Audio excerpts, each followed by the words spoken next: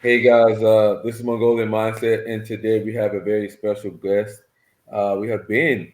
We've been trying to get this together for a while. He's got me converted to StreamYard, guys. You guys know I'm using Yeah, it from Zoom, so he's and got me on it, just and he's got a lot to say today. yeah, and just one little thing. If you what you can do is if you pull my square over to the other side, then I'll be a bit more aligned, and that's it. That's perfect. Now it looks like I'm looking at you. Okay. Perfect. Right. So So, I'm gonna share my screen, folks, because you know it's what I do. Select screen to open. Oh dear. I think that's the right thing. Yay! Allow. And then if you do the honors and click something like add to, that's it. Now we're talking. So, let's get in there about, you were saying that people wanted to hear what I was saying, what I was thinking about Socionics. yeah. This is what Jack posted. Because I said about him, I said that he's too intelligent and well educated to believe what he's saying. Because honestly, like he's did a degree. First of all, he went to a school called Habs Boys, and it's a private school, and he probably got in there on a scholarship. And based on the fact that when he did an interview with his sister sounded a lot different from him. Hmm. And but the point is, Habs Boys was voted like 2 or 3 times this century the best school in England, Oh I wow. think. And he studied philosophy for 3 years, and that's like a master's degree in the United States. Mm. And he's got sort of a master's degree in psychology afterwards. So when he says things like, and the way he would usually talk about it is as if it's absolutely true. But he says here, oh no, it's just a useful way of dividing up reality. But that's not what he says all the while. He's said that 2 or 3 times over the past 10 years. Hmm. And so, yeah. Uh, and it's this thing about here. So, and because this goes to the nub of the issue with classical socionics, and that is because we're big on, I think we're both in agreement that we're big on Kersey temperament Hmm. and Linda Berens, and that we see introverting as subjective, and Hmm. when it's extroverted, it's more empirical. So Hmm. we're on agreement with that. And what socionics has, though, is it has this information dichotomy that prevents them from understanding Verting the way we do, Hmm. which I would argue is the right way. And that is, they have the idea that sensing and thinking are external. So it's almost like our extroverted, and that feeling and intuiting are internal. Hmm. But I would say that Jung was right about every what I call a super function having a subjective side. So, Hmm. for example, certainly we can prove very easily that Ni is subjective because it is so weird. So we can put that to one side. Because you talk with other NJs, it's like sometimes it's like I don't know how you see that. Yeah. Yeah. Yeah. And We'll like what we were talking there. It's like as we're two NI users, but my NI may be better than their NI. Or like they will try to make a prediction and like that's a pretty bad prediction. And because it's subjective to the user, like what have they learned? What are the experiences they have learned in life, or like just who they are, like what where they've been or how they got or arrived to who they are as a person. yeah, So like and so I'll just quickly say that we can see that sensing is subjective because they like beauty's in the eye of the beholder, and lots of like things say someone likes a particular thing because it was the first song they had when they first danced when they met somebody. All these sort of subjective memories can color someone's and again, and just say two women looking at the same guy, it's almost as if they're looking at different guys in the terms of the reaction to him. uh and so this is an example of how socionics defines TI. And it's like, this is not TI. This is logico-mathematical intelligence. mhm, And by the way socionics does their models, they would say that any type that's E and F, that's EF, so ESFJ, ENFJ, ESFP, ENFP, would have this as the weakest function. And I'm saying, okay, all we have to do is find a clever EF to falsify this definition.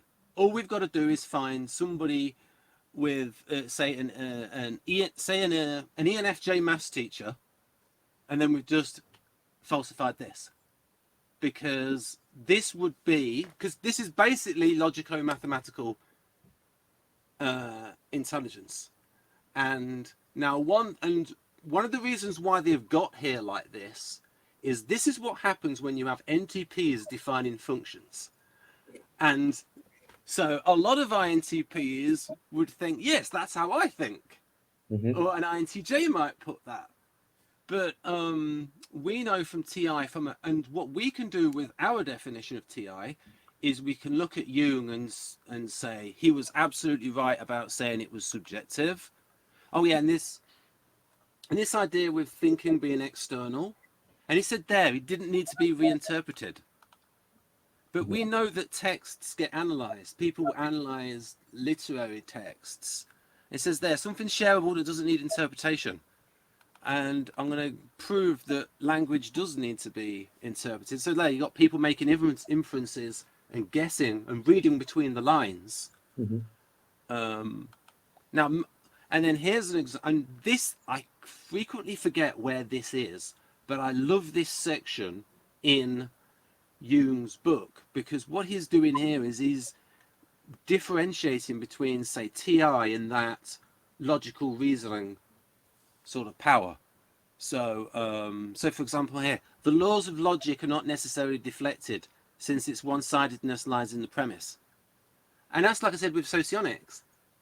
It's almost as if it's a troll, because they've come up with a system that's based on a premise that's nonsense by saying the internal, external, and it ends up in a silly place. And it's almost like, are you trying to prove that TI is subjective? Because Socionics has just proved that TI is subjective by starting off with premises that are dodgy. Yeah, I don't understand why they believe that TI is they believe it's objective, correct? But that's not the case. If you grab two INTPs, their TIs will be totally different. And that's because they build their own logical framework. It's your logical framework that you build. Yeah. It's not our logical framework. Yeah, see, they're confusing it with logico-mathematical intelligence. I mean, that definition there, that's not TI. That's basically the logico... So IQ tests measure logico-mathematical intelligence, linguistic intelligence, and visuospatial intelligence. And so, as I said, if you're going off this definition, then no one with a feeling preference could be a Mensa. But that's not the case. There are people with a feeling preference who are very good at that kind of logical reasoning. It's just that those people who are good at TI tend to use that kind of reasoning a lot. And as Dario says, and as Kersey said, preference leads to practice, practice leads to skill. Yes. The more you use something, the better that skill will get, regardless of the fact. And that's the reason why people's hero functions are so good, is because they've been using it their entire lives, and they continue to use it. So, I mean, it's almost like it's almost like a skill. Like if you play basketball, let's just use an analogy for basketball. If you've been playing basketball for 10,000 hours, if you looked at the functions that you use primarily, the hours that you put in it will show. And a lot of people tend to, if you tend to use your logical framework a lot, then you build it over time, but you've been building that over time, But that's not the same as my logical framework, or like my friend's ISTP, and his framework is immediately he knows when something's like he's like, okay, that doesn't make sense to me. That's the first thing. That's what people say. It doesn't make sense to me. Okay, they don't say this doesn't make sense to everything. It's like that don't make sense to me. Right. So, just getting back to because this is the concrete example of it. So classical socionics says that thinking, so Jack said there, thinking is external, and let's go back to exactly what he said. I do think TI is objective when defined the way I have defined it. Hang on a minute, you're already being subjective there, the way you personally have defined it. Yeah. It doesn't matter how you define it, Jack. When we go to reality, you could define it however you like, but when other people use it, it can still be subjective. You're not controlling the universe. It says something shareable without the need for interpretation. Then here's an example though of, so you see, so a lot of thinking that we do is with language. Mm-hmm. And so when it comes to language, this then applies. So this is an example of two people miscommunicating because they have a different understanding of the word competence. Now Jack would say, well, just look at it in the dictionary. Well, that's the empirical part. Mm-hmm. But there's certain words where people have subjective differences, and I have a few of those later on in the slide where you can ask people what does this word mean to you. Mm-hmm. So example here where so criteria are values in a specific situation. So for example, someone might say I value aesthetics. Mm-hmm. But it might be aesthetics that you like in, say, a woman or a man versus a car are different. It's like, what are the specifics? And what's fascinating about NLP is that it helps me to understand really clever STPs because it was created by a couple of STPs. Mm-hmm.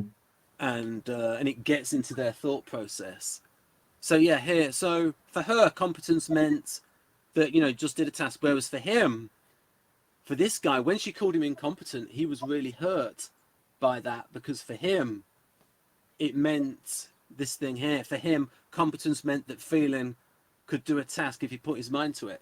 So all these examples in real life where people take something the wrong way Mm-hmm. is an example of, yet we can also mainly understand each other. And in a conversation, we'll ask people, could you elaborate on that? Could you explain it a bit more? Shows that there is that empirical part there to language where we can go, well, look it up in the dictionary, and the dictionary gives you a sort of idea what it means. But there's certain words like empathy or fairness. I mean, there's a lot of political discussions over what is fair and what isn't fair. Mm-hmm. I mean, some people would say that a meritocracy is fair, whereas other people would say, no, sort of adjusting and leveling up is what is fair. You know that difference between equality of opportunity and equality of outcome. Mm-hmm. And that if there is equality of opportunity, then it's the idea that it's done on merit. Mm-hmm. And so people can have a different understanding of, and again, I know I'm sort of belaboring the point, but like, I just got to be in my bonnet about this. Oh yes, and this is something that's actually interesting when we're thinking about extroversion and introversion. And this is why because Dario is a big NLPer, and he loves this book, Introducing NLP. He mentions it all the while. Mm-hmm. Whenever he mentions NLP, he begins to mention this book. But this bit here, so you'll notice from his books that he calls introverted intuition introverted intuiting, doesn't he? An extroverted intuiting. Because Dario wants to remind people that it's a verb and that it's a process. Mm-hmm. And so that makes me think, well, let's not call it introversion, let's call it introverting. Because, so for example, you by default will extrovert, but you can also introvert situationally. It's a mental verb, it's a focus of attention. Mm-hmm. So it's not a thing, it's a verb. And also when you call it something like extroverted intuition, well, that makes it sound like it happened in the past. Because that sort of past tense with the ed Mm-hmm. on it. But no, it's like someone who's got, say, a TI preference can extrovert his or her thinking. They sort of force themselves to think outwards and think about practicalities. So it's a dynamic shifting of attention from within the self to outside in case of the introvert, because the introvert has that preference for subjectivity, and you have the preference for the empiricals and more the real world. Mm-hmm. But you can dynamically go, oh, wait a minute, let me think about that, and then go into more of a, it's a dynamic. If Dario could do an analysis of it, say put a cap on someone and then see someone through the day, and it would be like, oh, extroverting here, introverting there. It's sort of like depending on the tasks. Because I know he has it would be nice if he could have somebody wear the EEG cap during the day and almost forget about it, and then see what happens. That would be pretty. How, That would be, especially, that would be very interesting. So I don't want to spend too long on this, but oh yes, this is fascinating. So I'd like you to read this and let me know if something happens to you when you read it. so it's a distraction and utilization of the conscious mind. An important part of the Milton model is leaving out information and so keeping the conscious mind busy, filling the gaps from its store of memories. Does that sound? No, it's the key bit here is, you see this bit here. If you read that sentence to yourself Which one? slowly, I want to know if it does something to you, because it can do something to me, and it might do something to people who are watching this.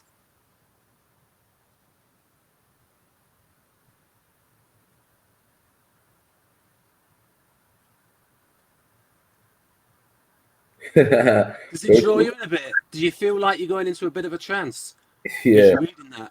That's the thing, because these normalizations are used in hypnosis, and the opposite of the Milton model is the Erickson model. It's very interesting. Like, this vague language is I feel myself going into a bit of a trance when I read that. So yeah, these are just examples. So normalizations are abstract nouns. Hmm. So this is just the final one. This is just an example of. So Jack's saying that language is external, saying that because he has included language in thinking.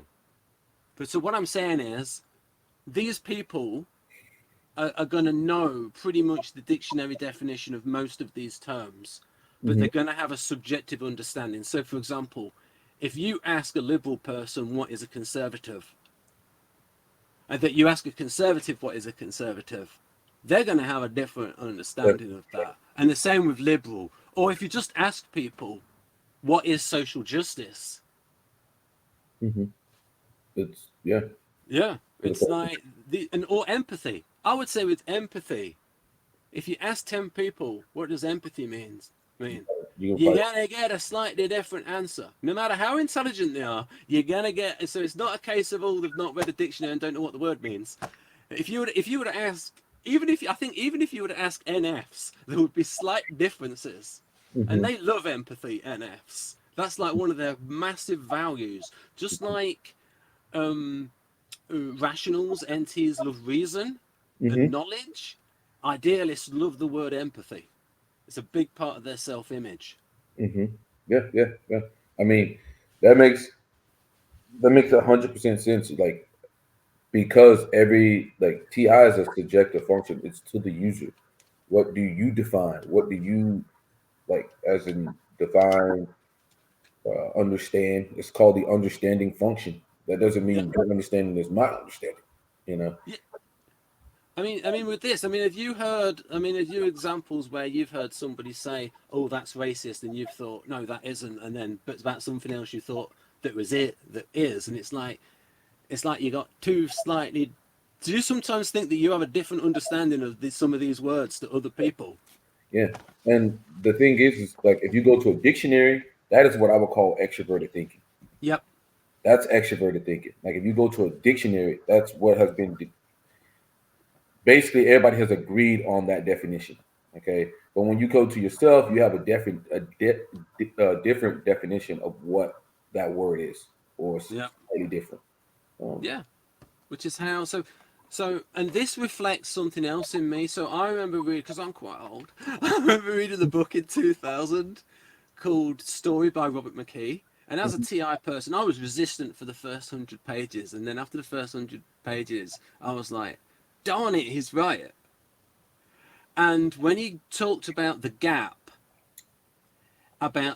being the substance of story, Mhm. and what he did is he related it to most human beings' experience of the idea that we have a sort of, it's the gap between the objective realm and the subjective realm. Mhm. So the way you think the world is versus the way it actually is. Mhm. And then what happens in a story is you have these situations where the gap opens and it's like, whoa, I didn't know that. You know, like say someone's has a revelation with someone. It's like, well, actually, I've been having an affair with your brother for the past 5 years. That's a gap. And it's like, oh, how do you react to that? Mhm. And so these little gaps. And so that actually, and so I think the way Jung divided it between empirical and subjective, it's like, yeah, that is the experience as a human being where we are able to sort of communicate with each other. So it's like we know we're roughly talking about the same thing, but there's always that part of us where we think that other people don't quite understand me perfectly. I'm not able to communicate fully my own experience, and so there's always that subjective part of somebody. Yeah, so I don't want to spend too. I think I've gone through that bit. Like we're on the same page with like thinking has a subjective side. All the functions have a subjective side. Mhm. The hardest one I had to prove was that say NE was empirical. You know, because it's intuition. But what I thought was, well, frequently when someone does some does something that is a product of NE, Mhm. it's like afterwards, it's like, oh, why didn't I think of that? It was there all along. It's like in hindsight, it was there. Mhm. So it's like when someone makes a connection afterwards, it's like, oh, it was there. So it's like it's going off something that was real. Whereas with NI, it's like someone says something based on NI, it's like, how did you get there? It's like, you know what I mean? When they make a prediction, Yeah. it's like, oh, I just have a feeling. And it's like, I want the reasoning behind there. Whereas with NE, you can sort of say, well, if you compare it this way, you know what I mean? You can sort of Pattern. explain NE better. Yeah. The patterns Yeah, are right there. Like yeah. in eyes, kind of like, I just see this, and it's like, or Yeah. you could try to logic it out, but you can't completely logic it out. You know, you're like, okay, I'm seeing this trend, I'm seeing that. So this is like, let's say for instance, I buy a stock or something, and I'm like, okay, I'm buying a stock of Alibaba, and they're like, why are you buying a stock of Alibaba? And it's like, okay, well, looking at the trends, I believe in the future, um, China will continue to get more people into the middle class, and that's more people in the buying power, which will make that company grow bigger in 10 years from now. So I'm buying it now, and I'll reap the fruits in 10 years from that. Also, I'm going to give everyone some free investing advice now so you can get rich off this advice, folks. Oh, it's some compensation for especially those living in the United States. If everything like goes to heck and there's hyperinflation, if Hmm. you've got gold stocks, they can go up 10 times in a Yeah. hyperinflationary environment. So it's good as a defensive Hmm. ploy in case someone could get wiped out. But if they've got, say, a fifth of their wealth in gold stocks, and that's if you want to be speculative. If you want to be super conservative, because I get this from Peter Schiff, and a lot of Peter Schiff's clientele are older people, and they can't afford to be speculative. Yeah. Can. Someone in their 20s can lose everything and start again, but Hmm. when people are coming up towards retirement age, they need more defensive investments, and so it's in say companies that produce real things, Hmm. especially commodities, things that people absolutely must have. No matter how bad things get, people need these things. So it's like those products have pricing power. Hmm. It's like you got to have food, so people have the ability to put the price of food up. You have to have food, you have to have energy, because so it's like these essentials, and so when you have a high inflationary environment, more of someone's income goes on those essentials, and the discretionary items, that's what can't be bought. Hmm. Uh, So so like, yeah, this is something I came up with as a way to test. our definition of the irrational functions. So there's something I came up with, but actually I didn't come up with it. I got it from Vanderhoop. Mm-hmm. And he wrote this brilliant book called Conscious Orientation. And he went through and he was critiquing Jung. He mostly agreed with Jung, but he said something like Jung thought that the only function that assesses value is feeling. And then Vanderhoek was saying, yes, but other functions are involved in that. And I thought, hang on a minute. There is that. I will say when something in Socionics is right, and when they said that there's values associated with each function, I said, well, yes, that makes sense, because people who are, say, artisans, or say Mm-hmm. SE DOMs, there are SE values, excitement and all of that, and there's like SI values, like safety. And Mm-hmm. all of these functions have values. So then you can say, hang on a minute. And then I remembered that Linda Behrens calls the judging functions evaluatory. Mm-hmm. And that made me think, hang on a minute, that means all functions are judging functions. Even the perceiving functions. Mm. Because, you know, like so for instance, the SEs are looking at how exciting is this? How stimulating is this on a physical level? Mm-hmm.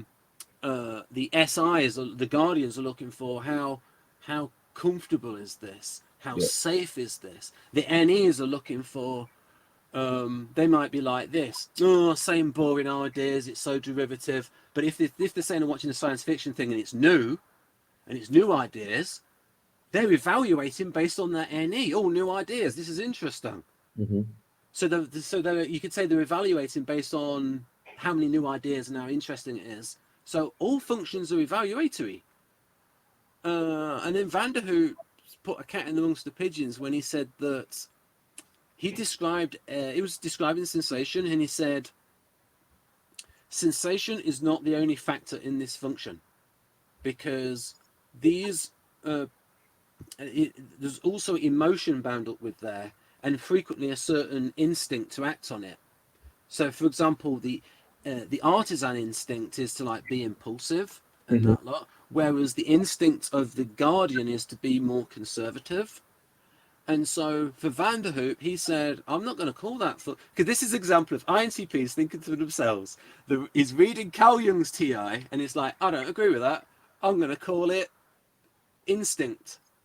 And Mm. so I thought, that's a little bit too far. So I'm going to call it sensory instincting. And I put that ing in there just to remind everybody this is a verb. And so I call it sensory instincting. Mm-hmm. And I think, and it is a crying shame for me. So I have a lot of evidence. I won't say how I know, but I know that David West Kersey didn't read Conscious Orientation, Mm. and it's a crying shame because he would have liked him a lot more than Carl Jung, because Vanderhoop's description of SI is exactly the same as Kersey's Guardian. Mm-hmm. He talks about a farmer who, so for example, I'm a little bit out of sequence here, but I'll just go forward right to the end, where I have Vanderhoop describing the SI DOM, and hang on a minute, did you say the farmer? Introverted instinctive type. Yeah, so I underlined all the stuff that sounds SI. Wait a minute. Familiar. Mm-hmm. Minor detail. Here we go. The advantages and disadvantages of this type. So again, the introverted instinctive type, so the SI DOM. Mm-hmm. The advantages and disadvantages of this type are brought out in the reserved and conservative farmer, with his care for his land and his beasts, and his tendency to carry on everything down to the smallest detail in the same old way. The same is true of the sailor. It also shows a passive resistance to anything new. And Mm-hmm. it's like, this is Guardian. And it's like, so Kersey, if he'd have read this, would have said, I have no problems with... It's like, he didn't get this from Kersey. It sounds very much like a Kersey ISFJ, ISTJ. Yeah, but let's get back to where I was. Oh yeah, and this matches up with how it works in Kersey. So what I would say to the Socionics people is we have ways of testing our functions, Mm-hmm. but I would also argue that this is more of a TI symmetricality argument, but it's also testable. So for example, this is about how the functions are opposite from each other. So for example, we could say that how is SE the opposite of SI? And we could say how is SE the opposite of NI and how is SE the opposite of NE? Mm-hmm. And so some big features of SE is on the present situation, Mm-hmm. the present context. As Dario says, immersing in the present context, has Kersey says in the here and now. Whereas NE, it's like you're making a comparison to something else and Mm-hmm. you're going off topic to make a connection to something else. So it's almost like that's how SE is the opposite from NE, where you're doing alternatives and comparisons. You're looking at the commonalities with NE, whereas with SE, it's like, no, you're concentrating on the here and now and the Mm-hmm. specifics of this situation. So Mm-hmm. that's how SE is the opposite of NE. And then we can also say, well, if we look at SE and NI, we can use two ideas from NLP that SE is about having your attention directed outwards, so up time, and it is about being in time, in the present moment.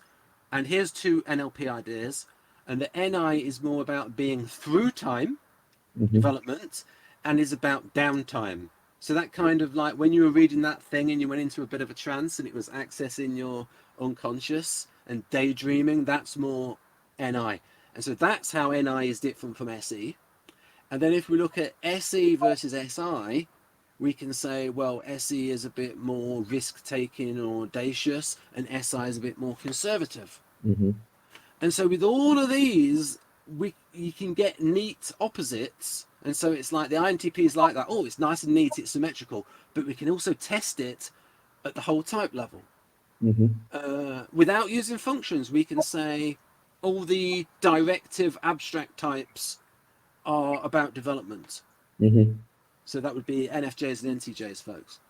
And we can look, we can find guardians without looking for SJ preferences. We can look for if we divide different methods, like if the person can create and is the person a cooperator, and are they orthodox and all of these, and talk and listen to someone's sort of essential motivator pattern, and they want to fit in, and they're sort of by the book, Mm-hmm. and so it's like our definitions are opposite. But with socionics, they would say, oh, SI is just comfort. Well, how is that the opposite from NI? Oh, yeah, there's another example. That's it. NI is about, do you agree that NI is about development? Yes. So, what's the opposite of development? Uh, opposite of development would be caution. I mean, Yeah. would be So, what Guardians do is they just stabilize the situation and do it in the same old way. So, it's like, if it ain't broke, don't fix it. That's the opposite of yeah. development. And so there you go, folks. These are opposites, and we can test it out in real life. So it's like these definitions, or I would argue actual descriptions of the functions, because I would argue we're not making these functions up. We are describing them honestly, and these are opposites. Yeah. My biggest problem with socionics is like the way we describe the functions. You can actually see them play out in the real world. The way they describe it is it's a mess. I Yeah, mean, like I think they have what SE is like force or something, or like wheel. I don't know that's what a they have. part of it. But That's a part then of it, but it's more than that. and then like, but if you look at David Kersey's work, he describes willpower being attached to rationals. Like that's one of the description of the rationals is willpower. Yeah, it's So different that doesn't kinds of. make any sense Yeah, because yeah, if willpower is attached to rationals, which is the NTs, why would it be attached to SE? Because SE is attached to artisans, right? That's the types that are very strong in SE, right? But David Kersey has willpower under NTs. So, I would say that it depends on tactical versus strategic. That for your long range, and I'd also say you're ENTJ though, Mercer. So you have a lot more out of the NTs. You're the king of the ENTJ is the king of NTs when it comes to willpower. yes, I can will myself to anything. Because you may have also noticed that a lot of NTPs can go all over the place. Yeah. And I can do that, but I've got willpower at my moment when it comes to my dramedy project. So eventually my YouTube channel name won't look silly the way it looks silly at the moment. When there's an actual dramedy on there, it won't look silly. So I've learned to get into that. But what I would say is, though, if you're talking about short-term willpower, so for instance, there's a lot of artisans who are boxers, and they've got to show a lot of willpower to be a boxer. But there is that part of SE. So what I would say about that is SE at its best has a lot of willpower, especially when it comes to competitiveness, high pressure events. But again, if you're talking about I'm going to do this and I've got a 10-year plan and I'm going to go towards this, then it's going to be a much, much smaller percentage of, say, ESTPs that have the staying power to be able to do, say, ENTJ stuff like that, where I'm working on this project for 10 years. I have a strategic vision. So it's almost, you could say, willpower in terms of staying power is with the rationals, like this lifetime's work. But in terms of competitiveness, like, so think of the willpower of someone in a mixed martial arts fight who's like on the point of losing, but they're getting through with courage, and they can test their mettle. That kind of willpower under extreme circumstances where it's short bursts of willpower. Say the willpower to get through, say, this next 5 minutes or this next hour. That's more in the moment. That's where they show. That's where they show willpower, because they love it. There are certain people with just that inner fight and that fighting instinct, and it's like you could say again with certain boxers or mixed martial artists, and I think you might be into mixed martial arts given the, is that right? Yeah, I was a wrestler. Yeah. Right. So you've probably seen some artisans where it's like that you probably had an opponent who's an artisan where it's like, this guy's really in the game today. This guy's got a right here, right now, at least for the next 5 minutes. This guy has willpower. Yeah. So yeah, it's just like efficiency is different based on type. So for instance, INTP is probably thinking, I'm going to spend 10 years getting the perfect design, and that's the most efficient. And you might be saying, no, we need to get the product done. Is it good enough? So it's almost like minimal viable product. And efficiency for the SJs and STJs is, look, just do it how it's not been done, avoid risk, and it's almost like quantity over quality. And I remember there was a thing in the Second World War where, I know it happened in the Soviet Union, it probably happened in the United States as well, where they came up with an improvement for a tank, but they said, yes, but how long would it take to adjust everything to put that improvement in place? And then they decided, oh, it's not worth it, just pump out more at a lower standard.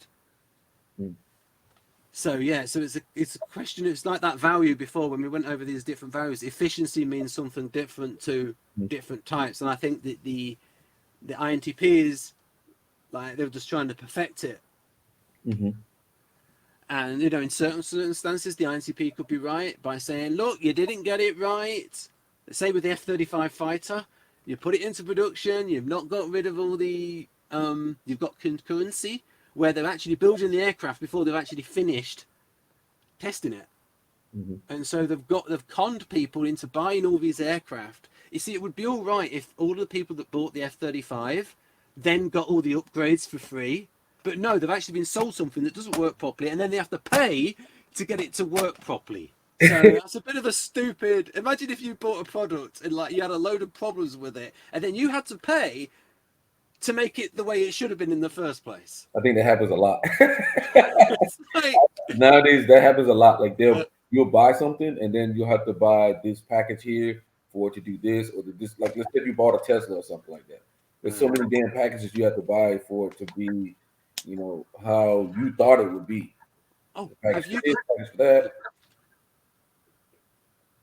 Yeah, I was just saying, have you got Dario Nardi? Because I know you got his book, The Magic Diamond. I got all Have his you? work. Oh, right. So you've got this one. You've got 8 Keys to Self Leadership. No, I don't have that one. I don't have that one. Right. I think I that have one. Decode Your Personality. I have the Neuroscience of Personality. I have the Magic Diamond.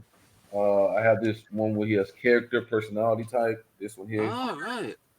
So I have. Oh, he's got one that I looked for, but I couldn't really find. It's one Mhm. on multiple intelligences. That's probably going to be good. But this one, I think you would like I love Dario's work because eight Keys to Self Leadership because it is so TE, yeah, I that love book. Dario's work because it's so easy to understand what he's saying. Like, Yeah, because you're a gamma. Like all of the gamma functions are in place in his work. yeah, my problem with Ti, like, let's say if I'm reading John Beebe or Linda Barron's, she'll use a word or he'll use a word that's not the empirical definition.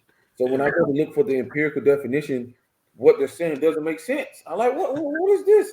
And so it's like it makes sense to them, but it don't make sense to TE users. You know, Yeah. I would just like them to use definitions that we all agree upon. So this thing that Vanderhoop noticed, where sensation is not the only factor in this function, Dario knows this, and Linda Behrens knows this because they knew temperament, Mm-hmm. and because they were defining SE essentially as the essence of artisan.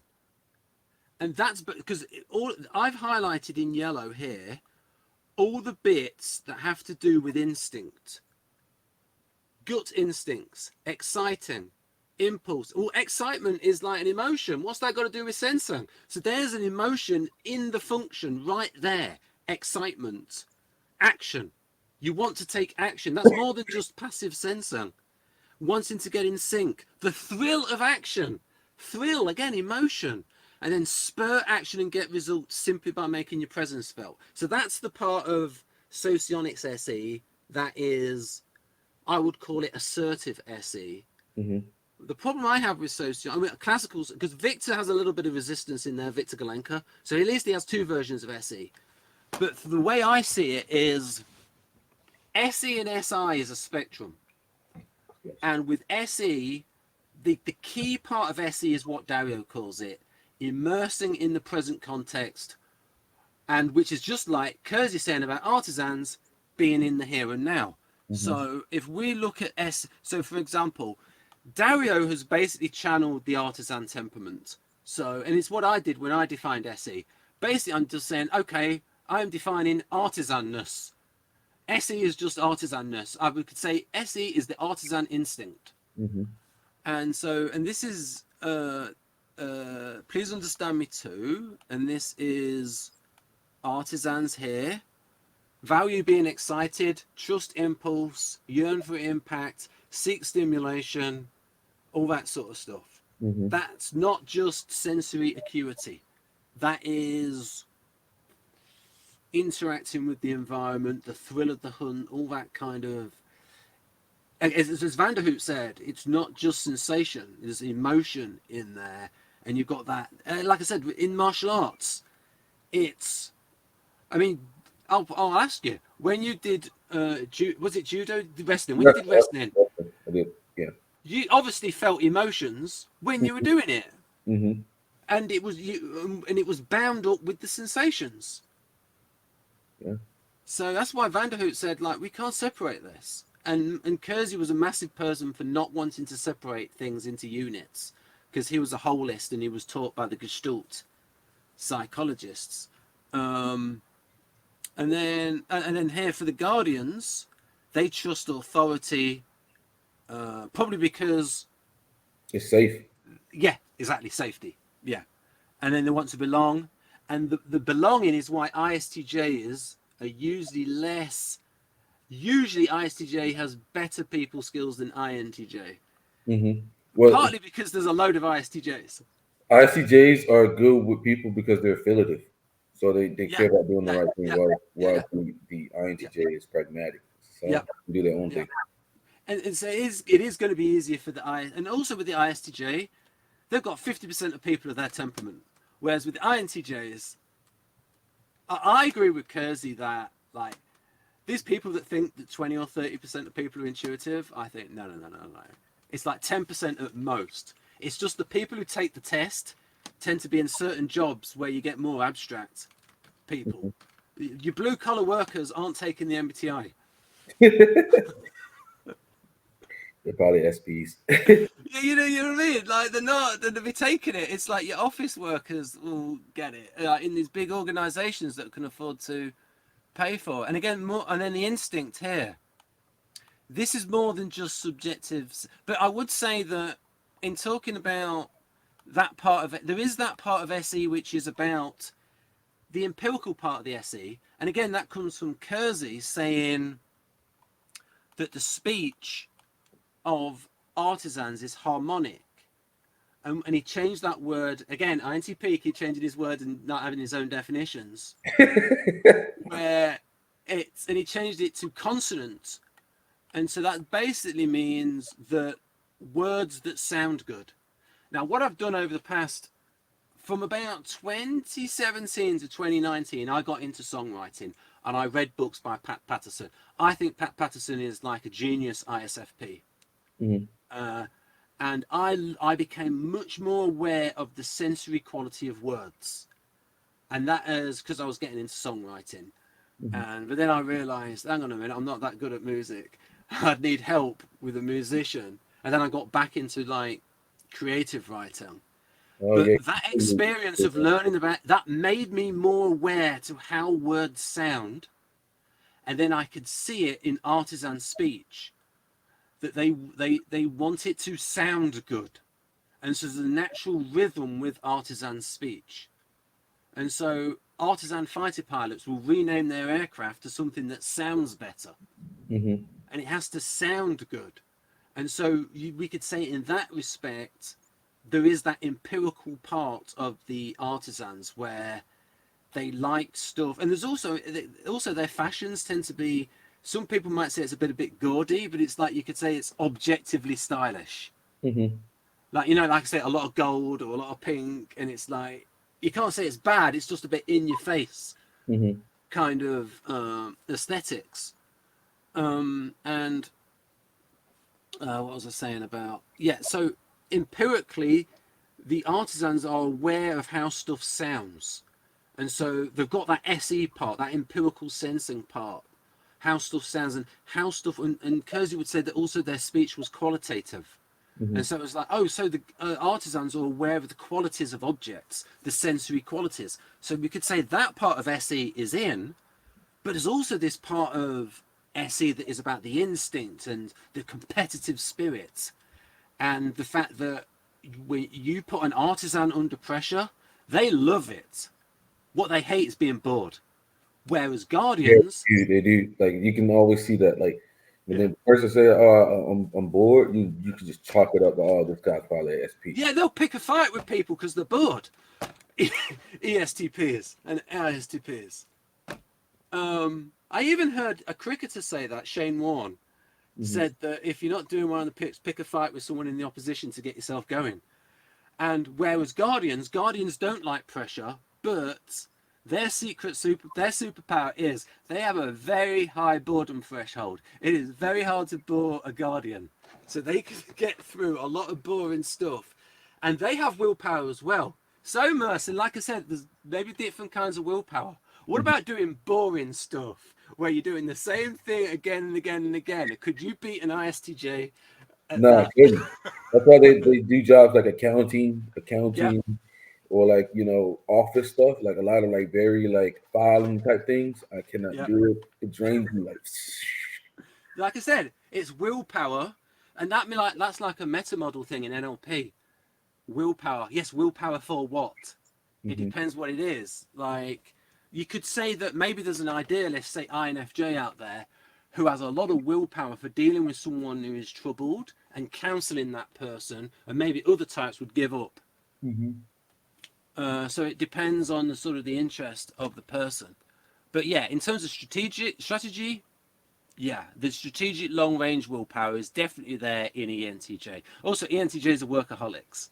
Yeah. So again, here, customary standard, accustomed to, inclined, trust, stabilize, reliable. This is not just sensing. So it's like, what I can say to folks is, this is not a definition of SI. You wouldn't, if you were just making it up, you wouldn't put this in. You would just do what Jung did, subjective sensing, because you just put together those two ideas.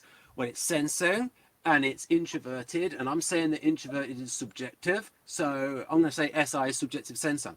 But they haven't done it like this. Dario and Linda have done it by the fact that Linda Bones was taught by Kersey, and she taught Dario, and then they became equals, but she taught him for about 15 to 20 years. And so when Dario defines SE, from 1994, he got hooked up with Linda Berens.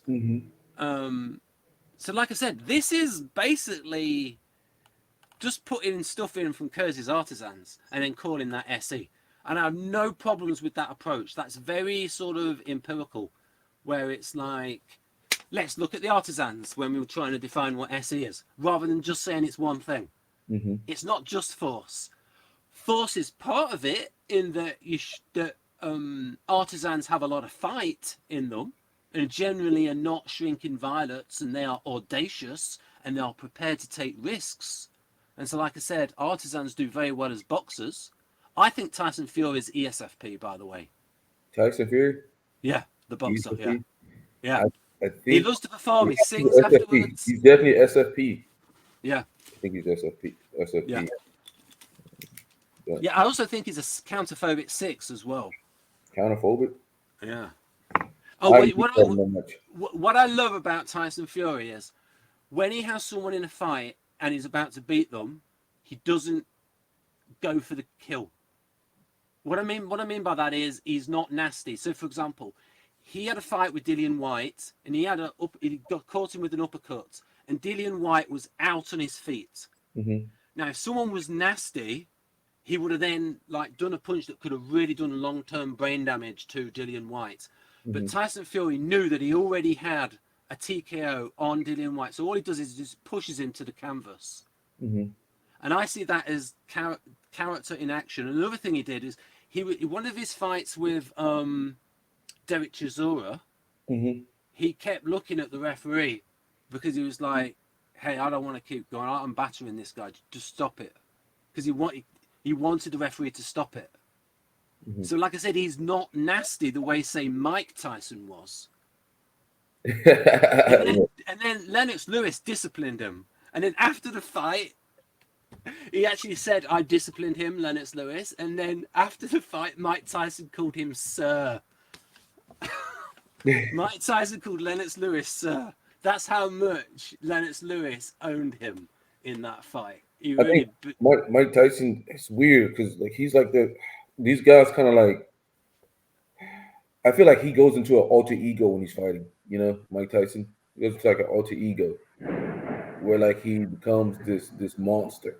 When he's boxing. But if you actually listen to him, he's a very nice guy, very nice, caring person. But he just just got a troubled life. Some people just have a troubled life. So they can't kind of detach that from themselves. Yeah, but what I would say is that thing with character in action. So, for example, Tyson Fury, outside the ring, he can go a bit far in going at people. But like I said, the things he does in the ring, like I said, he had uppercuts against Dillian White, and he was out on his feet, completely. And it's I've heard them say, boxing commentators, that it's if you're already gone and then someone hits you, that's when it's dangerous because you can't adjust to the punch. And like I said, he didn't go to kill him; he just pushed him down. And so I can see. I also think Dillian White's brother. I like him. I think he's ESFJ, and he's going on about the American boxer that Tyson beat 2 or 3 times. I've forgotten his name. Deontay Wilder. Yeah. And his brother said he needs to comport himself better. And he talked about his behaviour and his manners. And I just thought, Dean, you are so ESFJ. Talking about the right thing to do.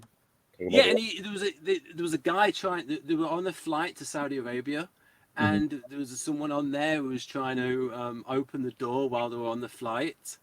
And Dean White just said, grabbed him into it like a jiu-jitsu move and said, "Not on my watch." And Dillian said, "I would have just knocked him out."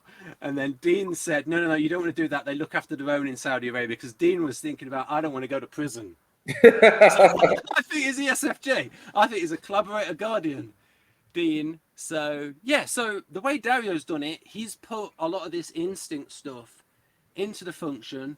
And so what I would say is, all Socionics focuses on with force is what I call Mike Tyson SE. It's not focusing on the other kinds of SE, such as adapting to circumstances. Because there are some, you know martial arts, so sometimes you've got to adapt to your opponent, see what your opponent's doing. Sometimes you've got to be defensive, sometimes you've got to attack. You can't just bully the opponent all the while. So yeah, there's that part of adapting to circumstance, situational awareness kind of SE. Active adapting is what Dario calls it. Yes, that's it. Yeah, that's it. That's getting to the root of it. And that tells you that's not just sensing. Active adaptive is not just sensing.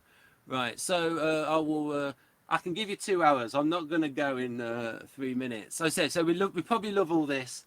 Show people this bit from I think you have this book. Yeah. Yep. And so this is good to share with people. And it's like we can say, okay, Kersey didn't do functions, but he's got these intellects which are compatible with function pairs. So, for example, we can say when you're helping someone logistically, you are helping someone on a physical level, SI with FE. Or if someone is counseling someone like an NF, say an NFJ, well, you're helping someone on a psychological level, and so FE with NI. Because it's someone's development. You're developing someone. And so it's different kinds of helping. NFJs prefer to help people with their mental health. SFJs pretend to they help people more practically. This is just something about the knowledge function, which is something else that Socionics gets confused by. When they get confused between all of the IS types, just completely ignore Socionics when it comes to IS types. They have something useful to say when it comes to abstract types, the intuitives, but when it comes to the IS types, a lot of them are the wrong way round. So, for example, this need for sort of structure, because you've got the Bowen's book, and it describes how Guardians are structure focused and how NTs are Ashnals are structure focused, but it's different kinds of structure. The structure that the Guardian wants is stability. In order to feel safe. Whereas we're looking for the best structures, our own structures, and structures that go towards, in your case, productivity and other kinds of more strategic kind of structures. So it's the behavior of ISTJ looks rational, but it's the temperament that leads people towards those kind of methodical actions. And so because Socionics, that's something else that Socionics doesn't understand. It will not understand Kersey temperament. Socionics people will not understand Kersey temperament. So they don't understand Verting and they don't understand Kersey temperament. So they're not going to understand concrete types. So they don't understand, especially the reserved artisans and guardians, they have a problem. And again, I'm mainly going on about classical Socionics. And it's interesting that Victor Galenko is quite bitter about classic Socionics, and he's always complaining about it. He calls them informationists. Informationists. Yeah. So here, this interesting bit here about the knowledge function. So it's almost like the different things that people get out of knowledge or out of structure. So so their stability. Guardians are going to go towards stability in that. This is a theory that explains the world to me, or the system, and I want a system and I want to work within the system. Whereas especially INTP, it's oh, I want to understand the system and come up with my own system. Like Vanderhoop improving upon Jung, or Kersey coming up with his own theory and saying, I don't think Jung is right. And then all these INTPs putting their own spin on something at least. Or, I mean, Linda Berens has put her own spin on Kersey temperament to a certain Mm-hmm. extent. But a lot of INTPs will just come up with their own system, that subjectivity thing. And then because I was writing an ISTJ character when I was thinking about this, and I was thinking about an ISTJ 6 is really going to look for consistency and stability, almost something to sort of hang his hat on, something to believe in, something. It's almost like a drowning man grabbing something, and all this, like something I can believe in, something that I don't have to doubt. Mm-hmm. That kind of structure. And like I said, so wanting structure for different reasons. But Socionics would say, yes, but they're irrational type. Yeah, but that's all nonsense though. That irrational, I've explained that. It's like all functions are rational, all functions are evaluative. And it's not useful rational, irrational, unless you're using it in psychotherapy in a Jungian sense. It's not as... Because for us, we know that the mirror pairs are not that different. So, for instance, you said there about Tyson Fury, SFP, which sort of says that, well, there's not that big a difference. Frequently, you don't really know if someone's an extrovert or an introvert. You might say, oh, this person seems NTJ. Mm-hmm. So even though I go on about verting a lot, frequently it's... I mean, Kersey thought it was the least important dichotomy. Mm. And he thought that abstract concrete was the most abstract concrete, and then utilitarian. Then I think by the time he got to his final book, he thought that utilitarian versus cooperative was the most important. And I agree, especially for sensing types, for concrete types, rather. And if I try to say that now, I try not to say sensing types. I try to say concrete types, because it's more than just sensing. Yeah. So, Mercer, have you got any questions for me from, say, Socionics people? Well, or people want to know about a lot of people were like, okay, what's like, you know, because they're really pushing Socionics now. It's like everybody's trying to push into Socionics now, and I just don't agree with their methods of how they type people. It's kind of like they type people holistically instead of like breaking them down into like parts, like understanding, okay, is this person concrete? Is this person abstract? Okay, once you figure that out, you can move like differently from different paths, whatnot. They kind of like look at you from a whole holistic point, and they're like, you're 2D this or 3D this. It's like what? You know, it just... Yeah, it's like I said. I mean, the way they define TI, it's like it should be impossible for an ESFJ, ENFJ, ENFP, or ESFP to be a maths teacher. But I'm sure there are some, because TI is not logic. Mm-hmm. You know, it's just that TI uses a logic quite a bit. It uses deductive reasoning. Yeah. Reasoning from that framework. It's almost like we prove our TI by saying, yeah, but it all fits together and it's consistent. Mm-hmm.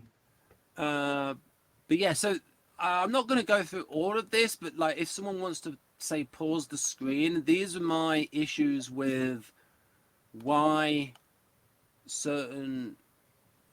My screen's a bit weird at the moment. My mouse... that's it. So this is why Socionics mixes up certain types, these two types, and I would suggest people who are watching this just to pause this and take it in, because it would take too long to go through all, and this is really in the weeds. But the fact that I came up with 10 reasons why they have mixed it up. I mean, a lot of it is intertype relations. Like, so for example, ISTJs and ENFPs get on quite well, whereas ISTPs cannot stand ENFPs. Yeah. So I've taken that idea from Socionics. Okay, thank you, Socionics. That idea was useful. It's like my associate, Jonathan Campbell, says that he treats Socionics like an animal, where he's hunted it down, killed it, and taken the useful organs. Yeah. Take what works and discard the rest. You know, what I see a lot in like the MBTI sphere. Like they have some things, you that can deepen your understanding of something, but as a whole, I'm not a big fan. Yeah, yeah. I mean, I had a good 8-function model, and it helped me come up with my own. But this idea of the Kersey, I think people can see this. If I do it like that, I can get all of them in. So this idea of the Kersey intellects, but it correlates to the function pairs. So like I said, we've got NI is about developing, Mm-hmm. and so you've got with the proactive. So this is from personology with the proactive mentors. So these are directive diplomatic roles, and so you're developing people, and then the types that are good at that are NFJs, and then the Mm-hmm. NFJs in there. I call it the wheelhouse, like the top 2 functions. FE and NI. It's that okay. So you're helping other people. That's FE, Mm-hmm. and you're developing people. Well, that's NI, and so it goes. Oh, well, that fits that. This idea of Kersey saying this helps to fit, this fits our definition of NI. This is evidence that NI is about development. Now, Socionics is not far away with that. They call it time, but it's Mm-hmm. not time, it's development, because if nothing happens, time doesn't exist. It's like that thing, the place where time stood still. It's about development. And we could say that with the mentors, with the mediators, so the NFPs, we could say that they are informing because you've got any various options and they've not got one straight path ahead of them. So we Mm-hmm. could say, okay, that's consistent with functions. Mm-hmm. And then with the directive guardians, we can say that if you're monitoring and inspecting, well, you're sort of like you're doing that empirical TE stuff. You're measuring and Mm-hmm. taking like, all that kind of stuff, and you're going with procedures. Okay, that lines up with SI and TE.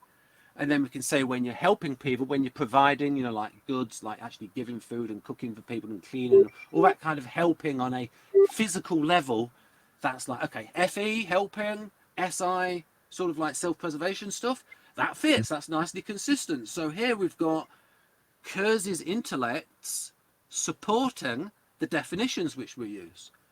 Because without people knowing it, a lot of the MBTI definitions, because MBTI doesn't have a lot of its own definitions, what the community has come up with, a lot of those definitions have come from Kersey. And whilst at the same time, I mean, what I mean is it's inspired by, like I said, Dario got his definition of SE and SI because he knew artisan and guardian temperament. Mm-hmm. And so these people that slag off Kersey for not doing functions should realize that a lot of the good stuff in Western type has come from Kersey. That he helped people to define the functions properly by thinking about what is it like at the whole type level. Because with Kersey, you can see the types without using functions. And so it helps you to line. So my approach is we have the 16 Kersey types, and we can come up with, when we're trying to define a function or describe a function, don't have it contradict that, because Kersey temperaments are more empirical, Mm-hmm. whereas these functions are a little bit more fungible, a little bit more malleable. And so, like I said, the way we've done NI, it's developing, that doesn't contradict Kersey. FE, helping other people, there's that focus there of helping others. And then NI here, when you're engaged in projects and you've got the immobilizer, and also a really good thing about Kersey, and something I did not understand soon enough, is that I frequently go on about this, is that Kersey is a system in 3 parts. Mm-hmm. One of it is about motivation, and so that's not about stereotypes. Then he's got the stuff about roles, and that's what people concentrate on and go, oh, Kersey's just about stereotypes. Look at all of the names of these types, as if an INFJ can only be a counsellor. And it's like, no, that's the role, folks. That's the glove. The type is the hand. All Kersey is saying is INFJ is set up to be the best at counselling because the INFJ is an idealist, and as an idealist, its top intellect is diplomatic enabling. The role of counselling is a diplomatic enabling role, and it is a reserved role and a directive role. And because INFJ is also reserved and directive, it fits that role hand in glove. It's just like you naturally are directive and expressive and have a strategic intellect as an ENTJ, and so the role of the mobilizer, the CEO, is not much of a stretch for you because it's the glove that your hand fits. Mm-hmm. The role, yeah, it's just natural. yeah. So this is why with Kersey, people can get this interesting understanding of the role and the type, and then can start thinking about atypical role enactment. So, for example, someone who's in an atypical job. So, for example, if you have an ISTJ artist, that artist will be by the book. So it's atypical role enactment in a typical way. Or if you had, say, a rational counsellor, I think that counsellor would take more of a CBT approach, especially in INTP. And it's like, well, it depends how you think about it. If you think about it like this, so it's like atypical but in a typical way. Whereas if an STP was a counsellor, it'd be like Richard Bandler, and he would do naughty things. Like, there was a woman that had anorexia, and he got a load of guys to stand outside a room talking about her, saying she was so unattractive because she was so thin, because he was trying to scare her to put some weight on. Oh, give her experience. Yeah, it's like that works for STPs, but a lot of NFs might be like, and an INFP would be like really upset about that. So it depends. Like, not everyone's an artisan, Richard. So yeah, you can really see it. And then with STPs, and if we think about TI in the context of construction, so theories and models, so you're sort of thinking for yourself that way. Again, Kersey, Jung, Van der Hoop, Berens coming up with their own system. But TI with STPs is in a certain situation, a tactical situation, and thinking for oneself in that situation, improvising, split-second decisions and doing something different. So very useful for, say, fighter pilot, surgeon, in sport. These in split-second in-game adjustments, because you're prepared to think for yourself. And so that lines up as well. And so that's something that lines up with Jung. So we can say subjective equals thinking for yourself, and all the TPs in Kersey think for themselves. To a fault, I would say, because NCPs are arrogant with the theories that they come up with. And it's like, my way, let's come up with a new theory. Yeah, for sure. They come up with theories and they think it's the truth. Yeah, it's like me. I come up with my own model. It's like, why? Oh, yeah, this is just a bit about Van der Hoop, what he wrote about instinct. And he had an interesting way of describing a function. He called it a form of adaptation. And I was like, that is interesting, because you're actually describing it as a kind of a process and as a verb. Yeah, so we can get into that. So this is like in the weeds. We can sort of move on. Oh, that was something. My mouse is a bit dodgy.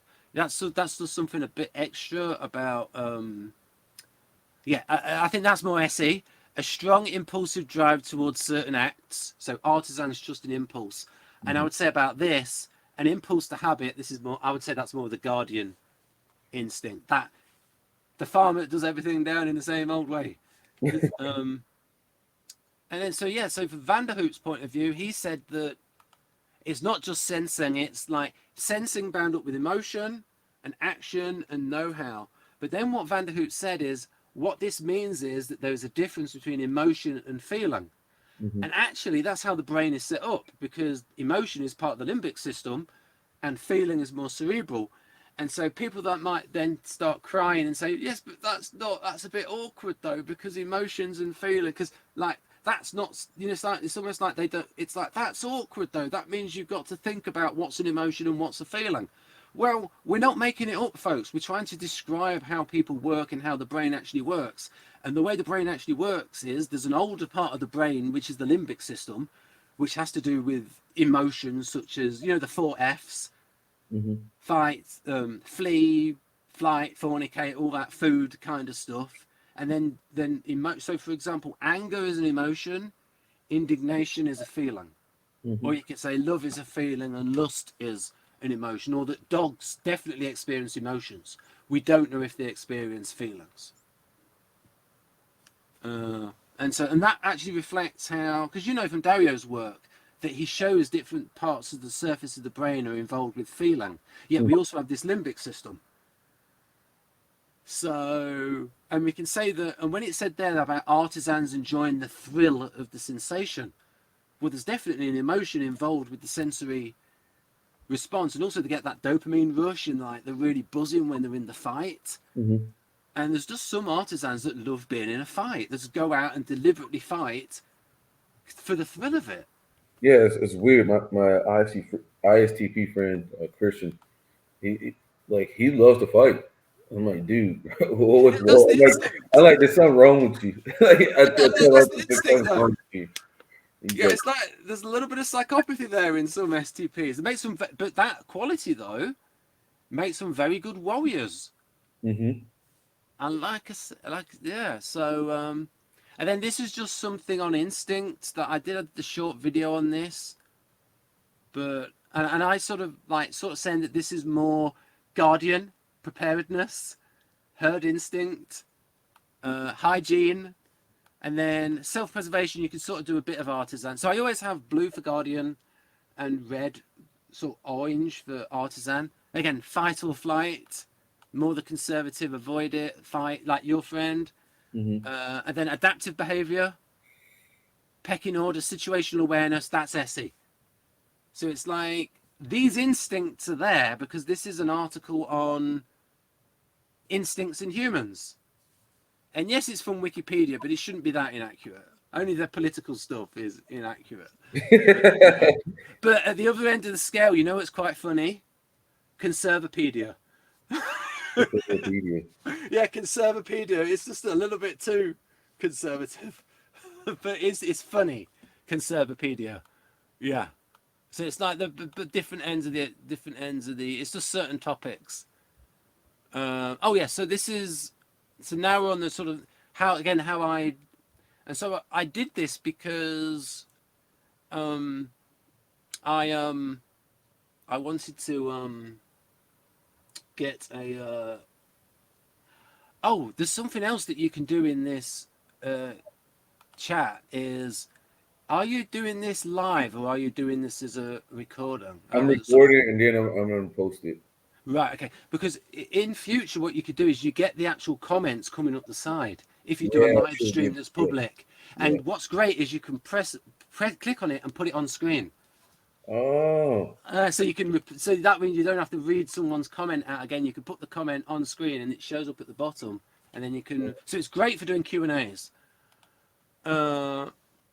So with FE here. So the reason I did these is early last year there was a process there was a part of my writing where I was thinking about, okay, I'm going to describe this person based on a Jungian profile of 8 functions and 23 subfunctions, and then I thought, actually, I need better descriptions here. And so I thought, okay, well, if I'm going to do it for my writing anyway, I might as well do these graphics, and then I'll make videos on it. Otherwise, I would not have gone to all of the effort and spent about 2 weeks doing these 8 graphics on functions. And so there's something I came up with here about how FE is empirical, because Socionics would say that there's no empirical aspect to feeling. I think Paul Ekman would beg to differ, because he studied facial expressions again here. And then I was saying here that FE sort of relates to percepts, which are objects of perception. And so someone's affect display.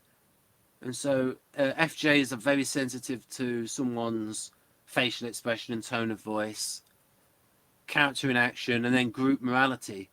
And it's like, that is sort of empirically there. Like they discussed with people, the parents have said that's not the right thing to do. They told them about manners. And so that's going off stuff that's real. Like, I saw the look on her face. That's not the done thing. it's empirically there, and you could argue it's more real than a word, someone's facial expression, because a lot of people, most people are not good show players, not good actors and actresses. Yeah, show players an English word. Where it's like a lot of people would say, oh, I trust more, I learn more from this person's body language and how this person carries him or herself than from what the person says, because the person could just be lying. So it's almost like, and so, but classical socionics would say, oh, thinking's external and feeling is internal. Yeah, but the word is not the thought. As we said there when we went through all those different definitions, just because you say the word empathy doesn't mean that your understanding of it gets out there into the world. Whereas when someone's really upset, you can see it on that person's face. And so we could say that that is expressed arguably more. And I would say that for the world of an FJ, the world of feelings is very real to that person. To say the FE Dom, just as the world of TE is very real to you, because it's what you focus on. And there's a great line from an NLPer called Chris Howard, and he said, your focus determines your reality. So think about that in terms of functions. Your focus is TE, and so your reality is TE. That's what Kersey says too. No, he says the same thing. Yeah. Like, like, what is the focus of each temperament? Oh, yeah. So, I was inspired by Victor Galenka's subtype system. So I think that he came up with the subtype system in order to get around some of these contradictions in socionics. And so he explains them away by subtype. So, for example, there's a type called LSI that should be like ISTP, but when you read it, it sounds like ISTJ. But in Victor's subtype profiles, he's got an LSI creative subtype that's like your ISTP friend. And he even puts like the Kersey stereotypes in for it. It's like likes fighting, likes to repair mechanical stuff. And it's like all the ISTP stereotypes. But another subtype would sound like ESTJ, and then another one would sound like ISTJ. And I'm thinking, hang on a minute, these subtypes are so different. It's hard to believe that they're subtypes of the same type. But that is a way for him to get rid of to iron out the contradictions in socionics. And it depends how much you buy into the subtypes, because Dario actually does buy into the subtypes because he's used that system as well in his, and he's actually written some, and he actually uses Victor Galenka's terms. Yeah, the harmonizing, the dominant. But I've noticed, and I just in general, I've noticed that like you can kind of see that because like you have an ENTJ who's dominant, and then you have a ENTJ who's normalizing, and that kind of, I would say the normalizing ENTJ kind of comes off a little bit more like a SJ. He's like a little bit more SJ-ish. And then the dominant one obviously is the stereotypical ENTJ, you know, that everyone knows, and you know, everyone's like, you know, when they read that, they're like, oh, that's the ENTJ. But then if you're normalizing ENTJ and you read it, you're like, I'm not an ENTJ. I'm not this ambitious person that wants to take over the world, you know. So the thing is, though, and this is a part of INTPs, and I'm honest when I get this. Part of me is like this: does not compute. Normalizing contradicts Guardian. Guardian is normalizing. So it's almost like we want this bit here and I don't want it there. So it's like sometimes, because INTPs can get trapped in, I want it to be like almost robotic. I want it to be symmetrical. Like I said, it's almost like, no, Guardians are normalizing by definition. You can't, if you then got a subtype like that, then you're saying that that's the one that's like a Guardian. And when I was describing subfunctions, I originally had the normalizing subfunction. And then I realized that I was just repeating the assertive, but in a lower key way. And so then I thought, okay, I'll throw it out. And so what we could do is focus on the subfunctions, because we've not got that much time. Because otherwise, because I spent like an hour on each of these. We could focus on the subfunctions because that's new to people. And so this is FE assertive. And so here's an example. Oh, right. So have you ever watched The Expanse? The Expanse? And I haven't seen it. The first two seasons were good, but then it sort of like got a bit boring. And so this is, I think, is ESFJ, or what I call this is my effort to be more Kersey than Kersey, collaborator, guardian. Because I actually didn't like the fact that he ended up calling the types after the roles, because then people would say, oh, Kersey's about stereotypes. He thinks every ENTP is an inventor. He thinks every ENTJ is a field marshal. Mm-hmm. Whereas I've sort of taken his interaction styles from personology, and so I'll say this is a collaborator guardian. So collaborator meaning it's basically like get things going in Berens. Mm-hmm. So Amos Burton being judgy, and I think a lot of ESFJs would agree with this. The way I see it, there are three kinds of people in this world. Bad ones, those you protect, and those you follow. And I'm thinking, only a guardian is going to say that. Those you follow, those you protect, and bad ones. Those you follow. So it's like and in the program he wants to follow Mm-hmm. people. It's like if that person's an authority. So for example, he looks up to this woman called, I've forgotten her name, but it's like she's like really clever, and it's like if she says it, you can take it to the bank. So Mm-hmm. it's like he's really guardian, but he's also a gangster, and so you got a little bit of a contradiction there with Amos Burton. Right, and now this is a real person. In fact, this is the real Rena that I used, that I based the character on in my stage play. And she actually provided some of the lines. So I didn't do it without her permission. It was with her permission. And so she put this on Facebook, shaming somebody. So this I call assertive FE. A message for Chloe. Her surname tagged her on Facebook, so the surname was on there. And the man in the blue utility vehicle that dumped rubbish out of the front of my townhouse the day after the curbside pickup. And she's Australian. You should be disgusted with yourselves for dumping multiple medication packs with medication still in them, including Ritalin and contraceptive packets. Young children walk past my house to get home from school, and one child has already picked up one of the packets, bringing it to my attention. Shame on you. Now, you know what I also think? I think part of this FE is that when she had a child knock on her house and saying, here, look at these items, I think she was thinking, are the neighbours going to think I put all this dangerous stuff Mm-hmm. outside my house? Are they going to think I'm the irresponsible one? So you can see how that's very important for an SFJ.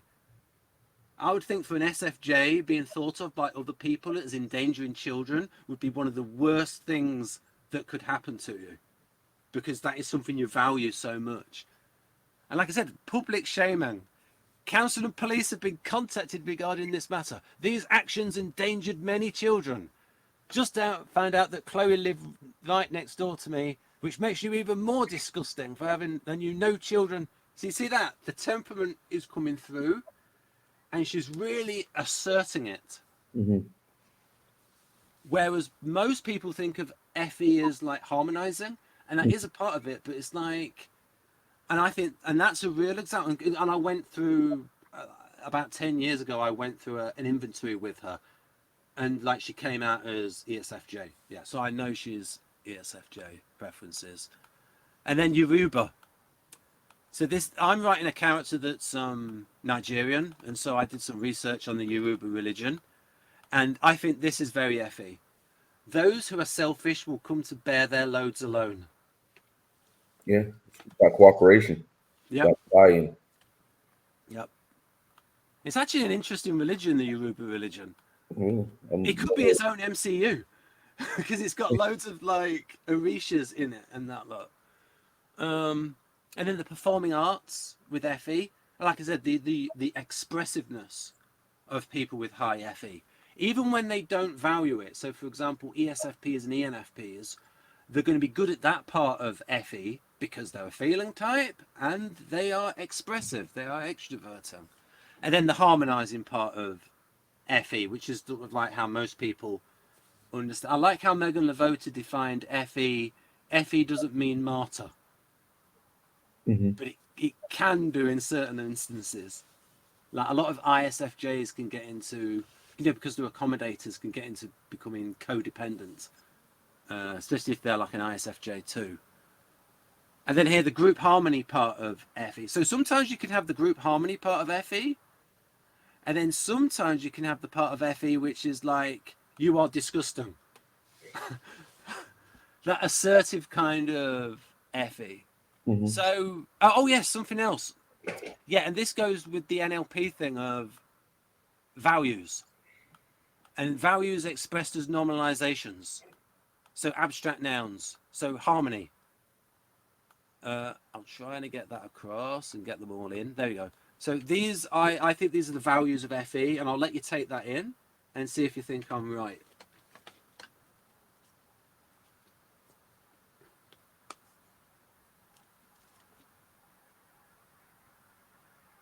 Yeah, sounds pretty. Seems very similar to Dario's. Yeah. FE, so yeah. Yeah. Yeah. The only difference I have with Dario is that I think his TI definition is biased towards NTPs because it's got all this stuff in there about creating models and theories. Well, STPs don't do that. So there is a bias in there. I mean, most TI definitions are made by NTPs, and and it's the bias is how they use TI strategically. And then with FI, I did some pros and cons of FI. Mm-hmm. I did this in about 2014, and I was a bit cheeky because I sort of made it a bit broad. And so I say some bad things about FI, but I thought I've put some really good things about FI there, about conscience and all of that, and gut feeling. And so I put some good positives there, and I've said that when it's not there, you can have problems in a person. Mm-hmm. So ESTPs and ENTPs not having much FI, that's a big problem. So it's almost like an essential component. It's like you remove the component and the person no longer works properly. Okay, that function was important. Let's put it back. And then here, I'll leave it like that. So because again, but then the downside of FI, you can get judgmental in a different way, but from personal values, judgmental, self-righteous, oversensitive, over-personalizes. I laid a little bit parodic here, but to get the idea across. Subjective emo, prone to rejection. Yeah, and that can counter the empathetic ability. If someone's projecting, if someone's got baggage, then that gets in the way of the empathy. Mm-hmm. And then sometimes it's not necessary that they're self-centered, but they can be self-centered. Say if they're an unhealthy Enneagram 4 INFP, they could get self-centered.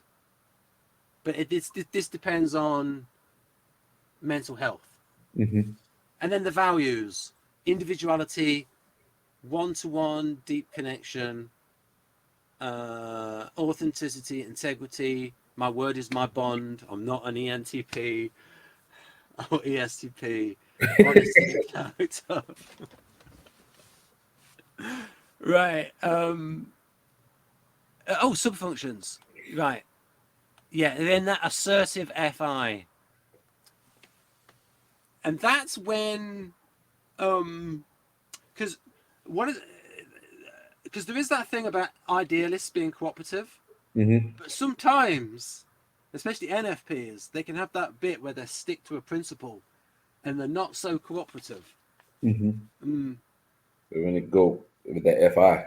Yeah. That assertive FI of, I deeply feel this is right. So there might be a certain political position. Mm-hmm. Like there might be something to do with social justice or whatever that I listed in those other things. And then I do think FI imaginative is used in writing characters. Douglas Adams couldn't write characters very well, and he wasn't interested. He was interested in ideas when he wrote Hitchhiker's Guide to the Galaxy. So I don't think ENTPs write characters very well. At least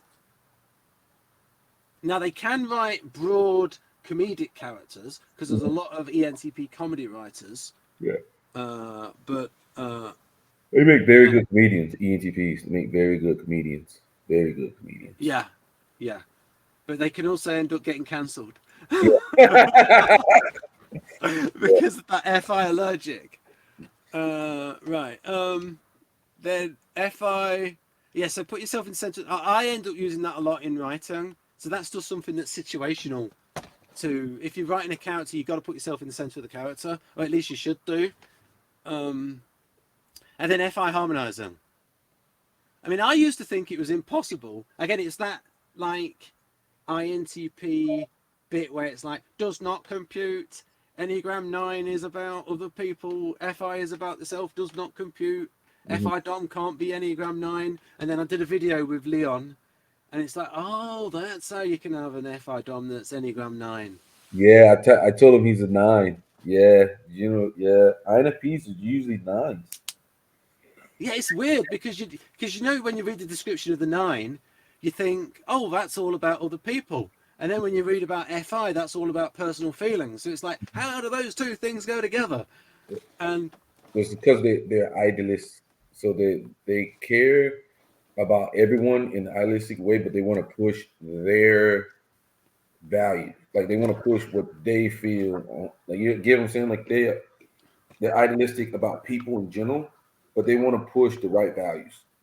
Like they yeah, want people to share the right values. and I think Leon said something about balancing values Hmm. within himself and between himself and other people. And so it's bringing those into harmony. Hmm. And so, yeah, so it's like, I like the idea of subfunctions as a way to, the way I think of it is I like to think that I'm describing stuff that's actually there Hmm. rather than pulling it out of thin air. So, for example, like I'm actually pointing to stuff that I think is real Hmm. rather than making it up. And it's just a way to divide it. But I think it works. Oh, and then NE, I went extra on NE. So some themes of NE. Yeah, because here I had to prove that NE had an external side to it. Because Hmm. I was like trying to because I was trying to disprove that socionics thing where they say that sensing and thinking is purely external and intuition and feeling are purely internal. And so I made a big deal of saying how FE can be empirical Hmm. and how NE can be empirical. So again, it's almost like oh yeah, commonalities. Hmm. Yeah, and he said the perception of similarities. And then once the perception has been perceived, so when say an ordinary person or a when a non NP reads something by an NP and that NP has pointed out the similarity, it's like, oh yeah, why didn't I see that before? Hmm. So that means it was there. It's there. Uh, The patterns are there. yeah, You just have to be aware yeah. of them. And some people are more can see the patterns better than others. But And also then brainstorming. Dario, the way he wrote about transcontextual thinking. Hmm. Now, what we could say is transcontextual thinking is not directly NE because it's involving thinking, but the MPs are best at this. Hmm. And I like that from a Ray Frensham book.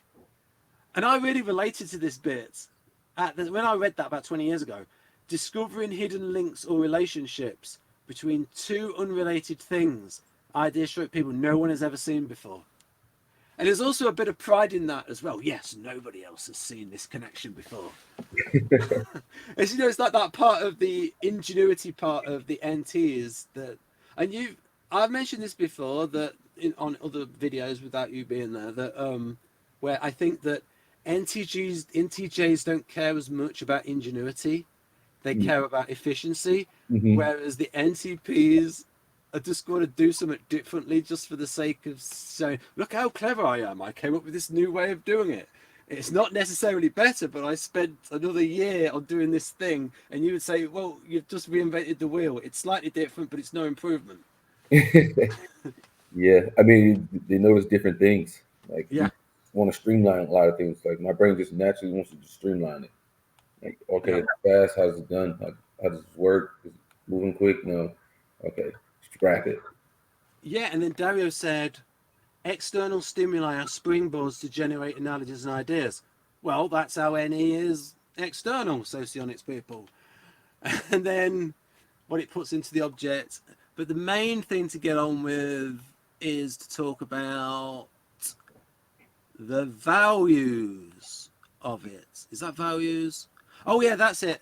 We could say any is lateral and Mm-hmm. ni is linear as a way to sort of like explain it. Oh, yeah, the values. Here we go. Any values. I'll let you take those in and see if you agree or want to pick the bones out of any of those. Ideas, possibilities, exploration, optionality. Also an SE value, so likely an MBTI P value. Yeah. Numerous, weirdness, originality. For the bigger picture, cross textual thinking. Mm, sounds all right. Actually, darn it, I should. It's not Wilma's housemates. It's now Wilma and housemates. But I should change that graphic because Wilma is in it. It's not just about her housemates. Anyway, so, oh, it went wrong. Oh, NE. Oh yeah, assertive NE. Yeah. World of possibilities to explore. Actively exploring possibilities. Mm-hmm. Because you're really asserting something there. And you would do that as because Socionics has something right that ENTJ has got any sort of working in the background, but it's gone through that TE filter where you can spot a gap in the market and take that opportunity. But it's got to pass the TE test. It's not just NE for its own sake. Yeah, I And don't so, just like to just carelessly like you'll see with the ENTPs, they just like, my God, man, they're just always chasing the possibilities, always, and I'm like, that possibility doesn't have no fruit behind it. yeah. And I sort of came up with the idea of it's the fish that doesn't know it's wet function. And like, so it would be I swim in NI, but I swim in the function that's hardest to see anyway. So I don't know that I'm wet with NI. And whereas you probably see NE a bit more, so the idea would be you swim in NE, but you don't know you're wet with it because you're focused on TE and NI. Hmm. And so, do you sometimes have the experience when you're dealing with NTPs, especially ENTP, of okay, I see that, I saw that possibility, but it just went by my head because it's not interesting or it's not important. I Yeah, saw it, but I didn't care. I'll see like a lot of times they'll provide like so many different options, and I'm like, this is the option here. This is the only way. Like my friend, he says I'm an option take aware. He's the ENTP. He says I'm an option take aware. Like I just take away options. Like yo, that's not working. Like that's not gonna work. Because they'll think about a million different things, and I'm like, yo, there's one way. This way. This is the path. You you'll likely appreciate this because uh yeah, you'll likely appreciate this because it's about judo. And so okay, so what the background is. So he's writing the first episode of The Hitchhiker's Guide to the Galaxy, and at the end of the first episode, he's got his two lead characters thrown out into outer space, and Hmm. he said that if they're not rescued within 30 seconds, they're going to die. Hmm. And so what he should have done, and then he thought, how am I going to get them out of this? And every solution he came up with was highly improbable. And so this is the case study I use when I want to explain what NE is, especially NE with TI. So I'll read that out. And then I happen to be watching a television program about judo. Because as an ENTP, it's like you should be doing your writing and then you just do something random. Uh, and the instructor was explaining something rather interesting. He said that when you have some sort of huge, you know, like well over 200 pounds opponent throwing himself at you, the answer is to use the weight of your opponent against himself. So if he's launched himself through the air at you, try to make that his problem rather than yours. And so I thought there's something interesting here. And then this is where I think the NE comes in. So he's heard that stimulus of use the weight of your opponent against himself. Hmm. And then this bit here, this is where the NE comes in. Douglas, is able to abstract upwards to the broader scale from the principle of use the weight of your opponent against himself to the broader principle of use the weight of the problem against itself. And so you can see there in hindsight that it's sort of within that idea. At this broader scale, the elements can be different as long as the relationship between those elements is the same. Douglas continues, use the weight of the, so he's able to go from use the weight of the opponent against himself. The NE comes in and he goes, use the weight of the problem against itself. So I went back to the scene and I thought, what is the problem here? Any answer I come up with is how they escape is basically very, very improbable. And the improbability is the problem. Okay, use that problem, make the problem the solution. And then he comes up with the infinite improbability drive, which is the thing which causes them to be rescued, but also gives them an immense new impetus to the plot at this one. So this is an example of Douglas Adams being really NTP in that humour. And then any harmonising, which is, I think, is looking at something from different points of view, which is like, you know, how ENTPs can be debate trolls. Mm-hmm. Where there's like any kind of issue, they can look at it from lots of different points of view and don't have a dog in the hunt. And it's like an NFP might say, you don't believe in anything. And then going back to the beginning, the ENTP might say, like Jack said, it's not a case of believing in it. Right. Right. So that is then any, and then the next one is NI. Yeah, I did some stuff about that. Took a lot of effort doing the NI. I got some help from the most INFJ person I know, Tamsi. I even got her permission to include it in an episode. And so it's going to be in episode 6. But again, some of the themes of NI. Because, again, we could call them linear intuitors, development, destiny, stay the course. That's like sort of related to that idea you were saying about willpower. The willpower to stay the course. Depth, looking beneath the surface.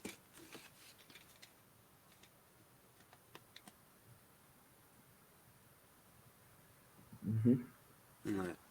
And then some of the subfunctions.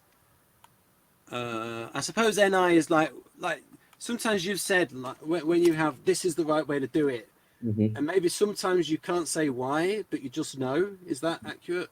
Yeah, it's kind of like I've seen all the paths. It depends on it because it's like you said earlier, like being an ENTJ, any runs in the background, right? So I've seen all of the paths, and I'm like, this is the one.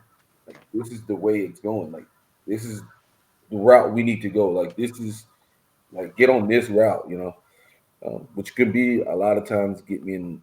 Like a lot of people say I'm too controlling or too bossy because they kind of like want to maybe they want to take a different route. And I'm just like, you're wasting time.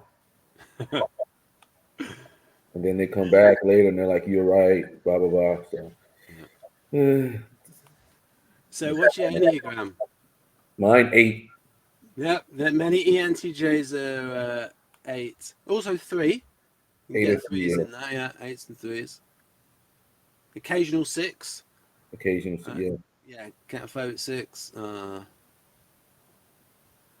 then I was sort of guessing with this, with the NI imaginative, because like it's hard to sort of point, but I sort of had to guess with this one. Do you think that sounds fair for saying for that one? Says art. Which one you want to read? The imaginative or the harmonizing? The imaginative one. Right. This bit here, invisible.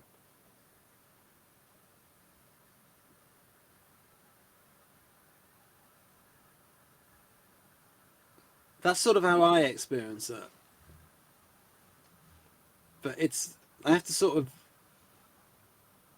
it's sort of implied in the way, because I'm thinking like, okay, there's sometimes I think, oh, I'm just onto something. I need to think in that direction. And I don't know sort of logically why, but I know that I'm onto something and I'm going in the right direction. And I'm thinking maybe that is the NI leading my thinking in that direction. That's the sort of best I can come up with.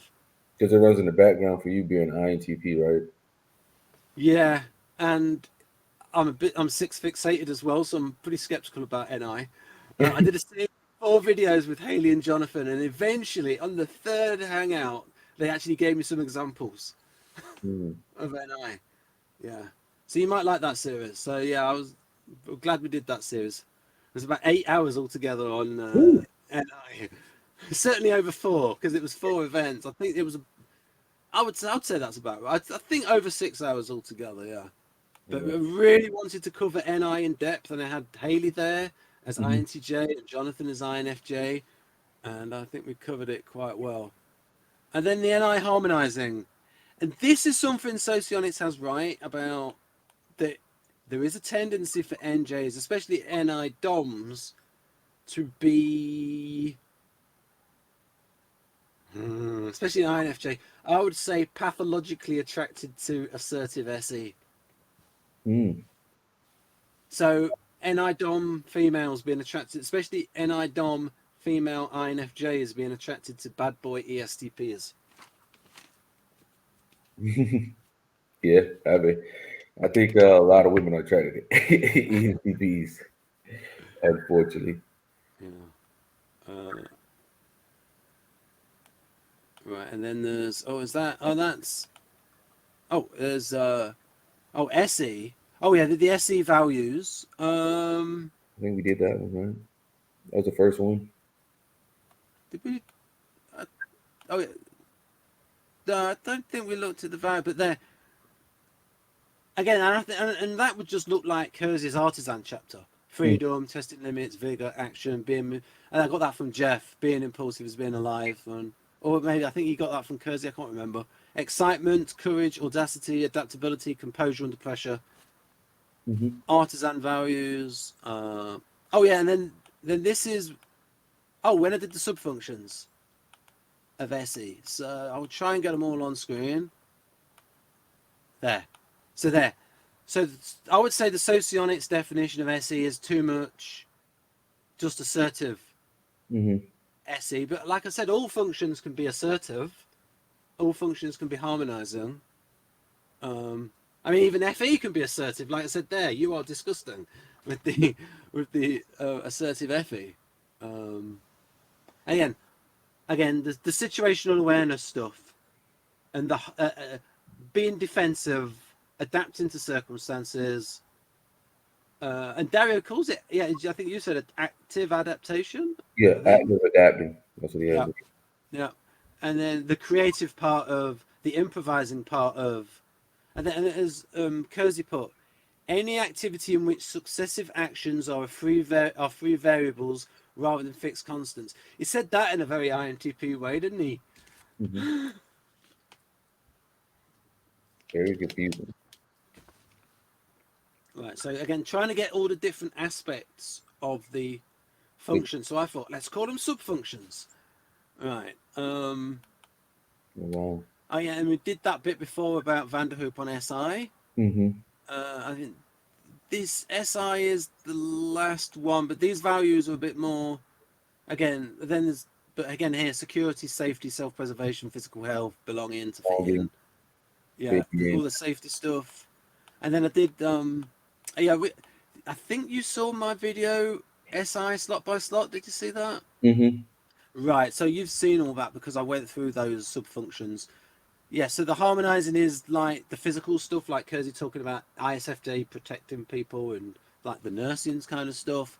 The SI imaginative is all the like Jungian stuff with like the subjective sensing, like your own personal imagination when you read something, your own take on something, so the subjective memories on something. And then SI assertive is do it like this. And it's like not just disciplining others, but wanting to do it to yourself as well. Self-discipline. And then is that the last one? What have we got here? In fact, TI should be the last one because I think it's alphabetical. Yeah. And then here going on about TE. Right, this is really your wheelhouse. So, there we go. Yeah. I always have to have a system or a method or whatever it is, no matter what. And the reason why I think I do it is because it requires less brain power. Like if you have a system, or like if you move in that way, like let's say when I go to work or something, like I have a system in place for everything, so that like I can do it almost if I was half dead, like Right, I could, just because the system just works. right. So it's just like, I don't know. To me, it just feels so natural. But other people that like, people who don't have TEs, it's hard for me to work with them sometimes because they don't have a system, they don't have a method behind them, or anything behind it. Just doing stuff. It's just like chaos. So one of the interesting things, I mean, it's when we sort of know temperament, is there certain types which, from a function point of view, have low TE. So, for example, ISFJ, but ISFJ is a guardian, they've got that SI. Hmm. So, is your experience that in certain ways ISFJ's got better TE than INFJ? Better TE than ISFJ. No, I Uh, mean, does ISFJ have better TE than INFJ? I would say Or maybe different kinds of TE? be, they're gonna go about it a different way because ISFJ is gonna be systematic with their approach to things. Because as Barron's puts it, that temperament is systematic due to comfort, while Yeah. INFJ is not systematic. They're gonna be more like interests. Mm. You know? So they're gonna go about it a different way. But I think, and I might cover the INFJ a little bit more. Like that helps them out Yeah. quite a bit. Especially if it's a task which relies on TE with NI Hmm. rather than TE with SI. So I know quite a few, because Tams is developing a business, and that's business around helping other people. And so there's some strategic vision in there that's going to help her TE. And in her case, she had an ENTJ dad making her do entrepreneurial stuff when she was a kid. So it helps her out a lot. Yeah. TE assertive, like that's your wheelhouse. Hmm. If you're Enneagram 8 fixated, you're going to do more of that naturally. Besides ENTJ being an initiator, an in charge type, that's going to get amped up with 8. And then, like I said, I've done that stuff. I talked about Kristen in the SI video. Hmm. Oh, yeah, then she said, yeah, assimilation of established practices from various disciplines. And so she's able to take, so it's like the Guardian looking at, and especially STJ looking at what works, standard operating procedure, but Hmm. she's able to take those from other businesses and combine them. So she's a fascinating person, Kristen, typologically, in that you've got a creative Guardian Mm. and a creative STJ to boot. Because people don't think ESTJs can be creative, but she's creative with her TE. I think they Yeah, can be creative because that extroverted intuitive in that third spot can help them yeah, be a lot more creative than people think. yeah. And sometimes, though, their SI can hold them back because of that natural conservatism and they don't act on their ideas and they just stick with what they know. So, yeah. Oh, wait, that's a quote from Kristen. Combine it and then T Armina. I think that's the last one, and then it's oh, it's just TI. I'm just gonna go over TI values. That's your wheelhouse there. Or rather, these are the values of TPs. Now, when I wrote these, I had to think. I want all of these to be fair to STPs as well as NTPs. Hmm. So I didn't want to put theories in Okay. because So that's you just can NTPs. Because STPs aren't really caring about theories. Um, unless that's the sort of job like with the NLP guys. Reason, deduction, common sense, internal consistency, accuracy in definitions, thinking for yourself, autonomy, unconventionality, outside the box, free thinking. hmm. And so it's like, and then George S. Patton, who was lightly ESTP. If everyone is thinking alike, someone isn't thinking. Uh, yeah, and then TI assertive is when someone can get trapped in a model and they think the model is uh, like I said, like I suppose TI assertive is, yeah, it's like just when you take your own model and it's like just a little bit. I would argue that Socionics is TI assertive, and it comes up with something that's subjective and it thinks it's true and it's really asserting it. Uh, and then TI imaginative, yeah, useful thought experiments and in plotting. It's all hypothetical scenarios, probably useful for STPs for lying. Use some TI imaginative. Oh, I've got to come up with a lie that they'll believe. Um, and then TI harmonizing, sort of integrating the theories. I mean, Linda Behrens did that before me with, she integrated functions with Kersey temperament. Yeah. And so, oh, yeah, this is just me talking about perception and how Vanderhook was right in that he said it was more related to thought, perception. And that's how cognitive psychology sees it. So it's like you recognize an object, you recognize a sound. So there's no real. So all the functions are evaluative, and there's no real thing such as a perceiving function and a judging function, because all the functions are judging. Like I said, SE judges on how exciting it is, how stimulated, how stimulated it is in the sensory way. And so all functions are judging functions, and that isn't perception anyway, because perception is related to thought. So that JP thing is a bit. It just need to call it something else. But the question is, what do we call it where we can have some convenient letters that we've not already used? But yeah, I mean, pure Kersey doesn't even use JP. It uses utilitarian cooperative to get the difference between artisans and guardians, and then the difference between the difference between, say, NTJs and NTPs is not done by JP, it's done by directive and informing, and the same with NFJs and NFPs. Right, so that's a bit. Oh yeah, and this is an example of the different subtypes in Model. in Socionics and how they can be so different. Like this one here, the dominant subtypes like ESTJ, the creatives like ISTP, the normalizings like ISTJ, and I'm like,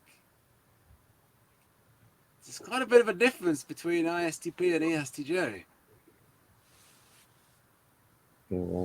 Yeah, so yeah, but I think but this helps to this is to do with the problems in Socionics that Victor's trying to account for, because I think that because there's a lot of schools of Socionics that don't agree with each other, and that might be because none of them are right. But Victor is the most right out of them, and he has come up with a lot of useful ideas that I have learnt from. So I learnt from DCNH, and Dario learnt from DCNH and uses those. So he has a lot of ideas, and his model G inspired my own model. So, for example, this is Victor's model where he had, oh yeah, and he actually left it in because it's so mad. So the red bits, so this should be ISTP, but all the bits in red sound more like ISTJ, especially when they're underlined. Works on details in a step-by-step manner. Ridiculous. Having used to a certain order sticks to it. It's like, so yeah, if you look, so this should be ISTP, but like I said, it reads like ISTJ. And so again, I did a line-by-line analysis. Green when it fits, blue and black when it's neutral or not inconsistent, and then red when it's contradictory, and then red and underline when it sounds like ISTJ. And then here, has a tendency to didacticism and lectures on moral standards. ISTPs aren't doing a lot of lecturing on moral standards. Sure you aren't. But ISTJs will.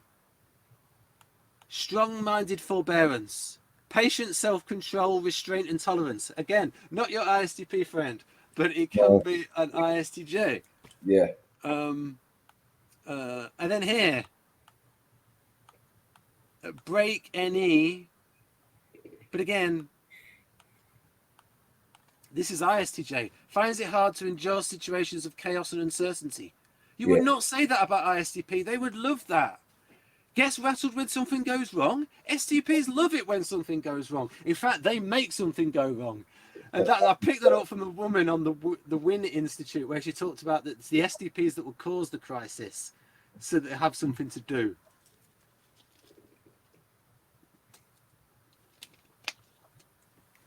Avoids risks and rapid changes. Again, not ISTP, but is ISTJ. So this is what I mean about Socionics having these IS types the wrong way around. Mm-hmm. And sometimes they're just contradictory. So yeah, but like I said, what Victor did is he had one that sounds like, and this is his default profile though, but again, and then that's SLI. This is the one that should be ISTJ, but this one's more like ISTP. Again, it is only quick profits, close interaction, free craft activities, artisan type work. So, like I said, this one's more like, but then again, this bit's more like, yeah, like it irks me when there's all these like contradictions. And then here, this is interesting. This is Victor in defining his two versions of TI, actually puts a dig in at classical socionics and says that is the logic of information socionics, like the rigid logic of it.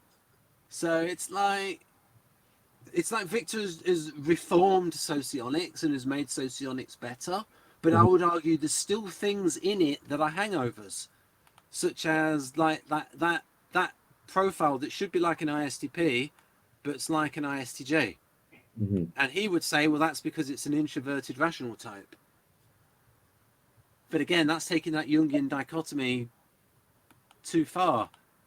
And then you've got your type ENTJ. That's why I put this in. And so when I did these Model G profiles, I added a load of stuff from Kersey because I wanted the socionics people to read it. I can't read it. It's too Too much. I can't read it. It's too thin, too small. Yeah. I mean, like there's like little bits that I put in about We'll chart the course, get things going behind the scenes, in charge. Yeah. yeah. I mean, when you look at it is worth. I would say it is worth you looking at, say, the profile of LIE in Socionics, because it's not going to be crazy wrong. It's going to have some useful things in there about, say, your shadow functions. Mm-hmm. But like I said, when you go to the, especially the sensory introverts, don't even bother. They're going to be like contradictions and the wrong way around. But the abstract types are pretty good because a lot of the people writing these profiles are abstract themselves. Yeah. And then again, that's going through that profile. This is useful about. Okay, I'll go to. Oh yeah, is that my own model? Yeah, that's my own model. Oh yeah, and so this is. Now we've got the climax where I'm talking about, yes, my own model. So again, the idea of, so Victor has it as societal and personal, but I have it as default and situational. So I don't know how well you can. So that's I'll zoom in. So this is default for the extrovert, and when you've read that, I'll move it down.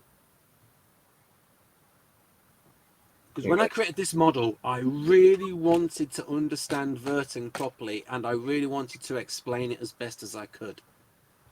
Mm-hmm.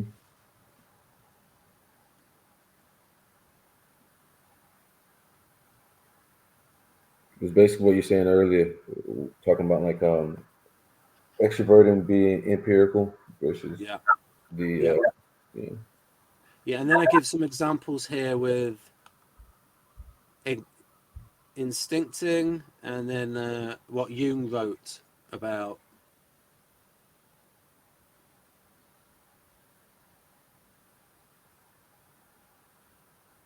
The limbic system. Yeah, you talked about Yeah. that earlier.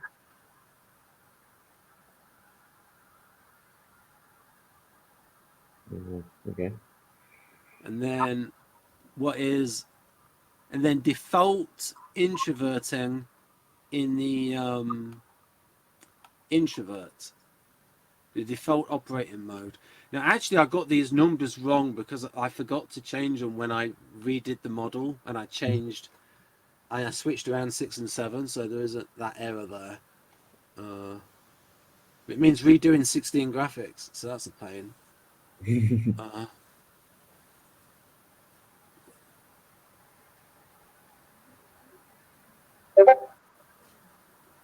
Yeah, yeah. yep. And then Jung on in, so definitely subjective. I mean, Jung kept mentioning the word subjective.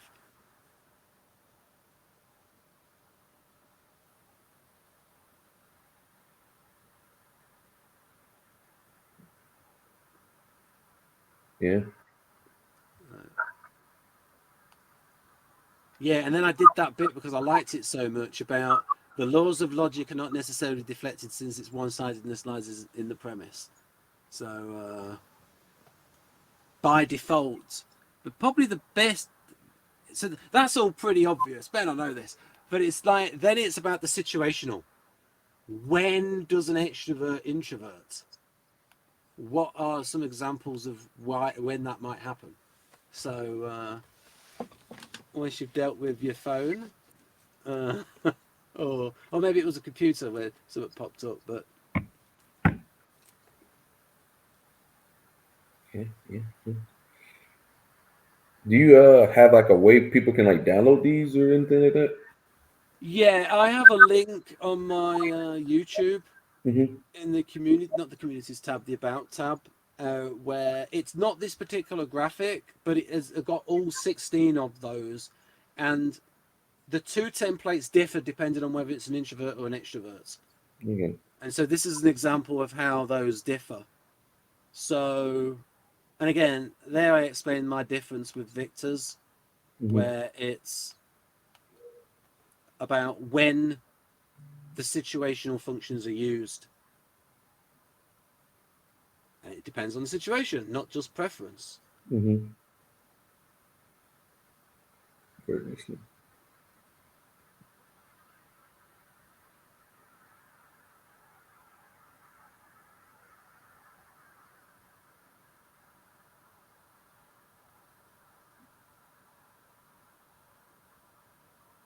Okay. Yeah. And then Jung on introversion again, the interest. Yeah, yeah.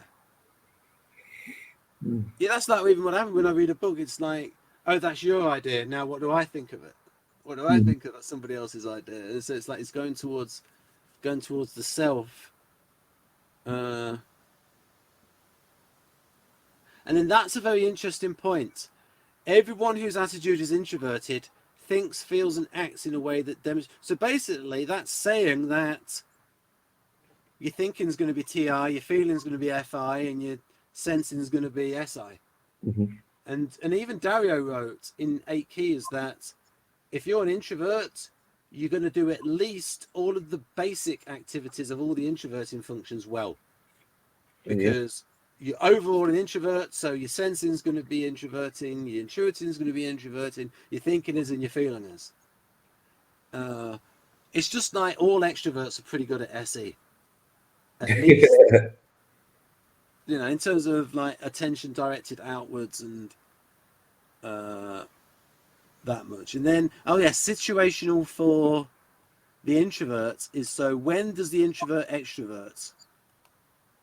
And again, it depends on the situation. And then Vanderhoop gave the example of, so Victor would say that an introvert extroverts when on its territory. So he would give so that works for FE in my case. So for example, in these events when I'm talking about typology, it's something I'm interested in, you could say Ben is on his territory and is being expressive and he comes across as an ENTP rather than an INTP.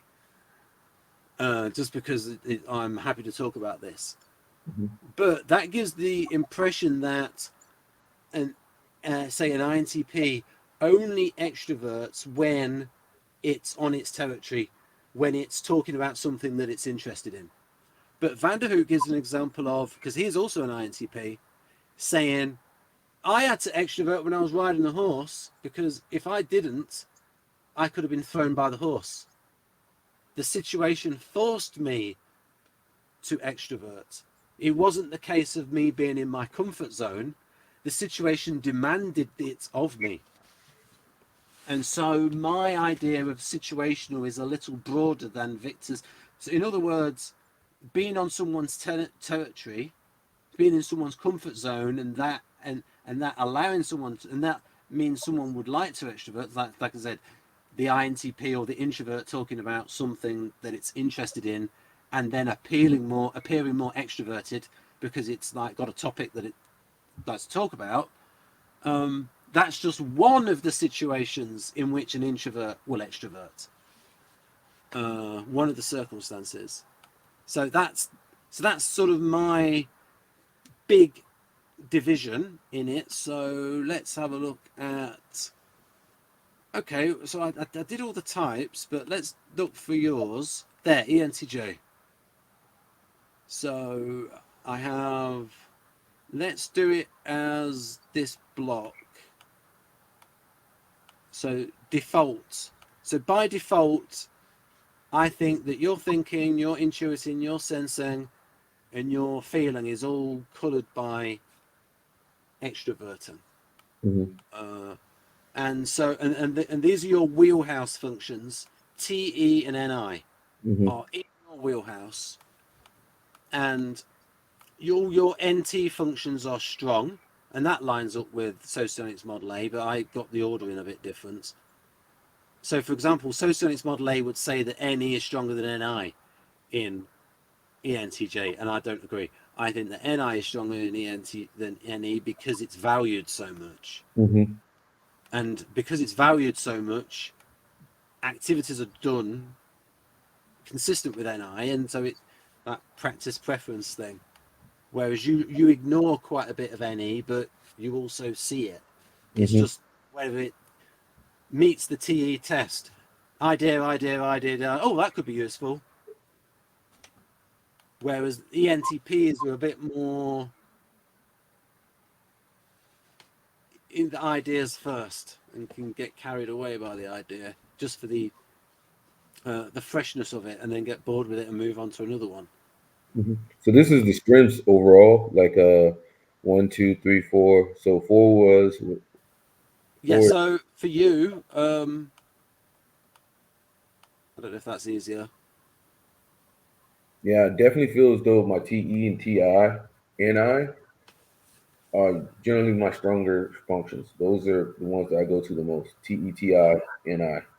Well, I mean, you being in typology, I mean, typology being quite a bit of TI in it. Yeah, Uh, and Again, I mean, sort of situation. just like school and everything as well. Like it just beats you into like TE and TI, TE, TI, TE, TI. So it might be the case that I would say, on average, because of temperament, ENTJs are going to use more TI than ESTJ. Yeah, I Uh, probably say that. Just because of because temperament itself. yeah, because of being utilitarian and TI being associated with thinking for yourself. Hmm. There's not a sort of a. Although with Kristen, like I said, with Kristen though, but it's she's going to what has worked, but she's combining it in new ways. Hmm. Uh, and so that's sort of corroborated by Dario, that the research shows that all of the NT functions are strong in NTs. Hmm. Although it also depends on development. So it's good not to be stuck in the first two functions. I mean, it's good for someone's career to a certain extent, in that you want to have the first two functions good, especially if you can get a career that draws on those first two functions. But it also makes those two better to be able to draw on the other NT functions. So, for example, as you said, you've got the NI, but it's good to be able to see the other possibilities to choose from those. And then maybe sometimes, maybe when the empiricals are not good enough, hey, I've got to think for myself and go with what I think, and it work together with it. So it's really going with the club. And that's an idea. That's a term I got from Socionics. The idea of calling it the club, and really it was Vanderhoek that found the clubs. Myers probably took it from Vanderhoek because Myers mentioned Vanderhoek a lot in Gifts Differen, which is a book that came out in the early 80s, which is why I'm disappointed why so many people don't know about Vanderhoek. I mean, I didn't know about it until recently when Shalina told me. Yeah, so and then the SE, you can get into a loop. The dabbling tertiary. I don't like to use too much SE. I don't. I just. Whew. It'd be fun. Although there are some ENTJs, especially when they're eights, that can get into it a bit too. Maybe if they're counterphobic six, they're trying to prove it to other people. Yeah, it just doesn't work too well. Yeah, especially when they try and take on an ESTP. And then you can have that thing about willpower. If it's a fight, then the ESTP would say, well, okay, let's see who's got more willpower within the next 10 minutes. You gotta, fight dirty.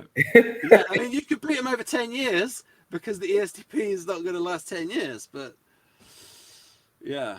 Oh yeah, so that's from Dario about the research with the I'll let you take.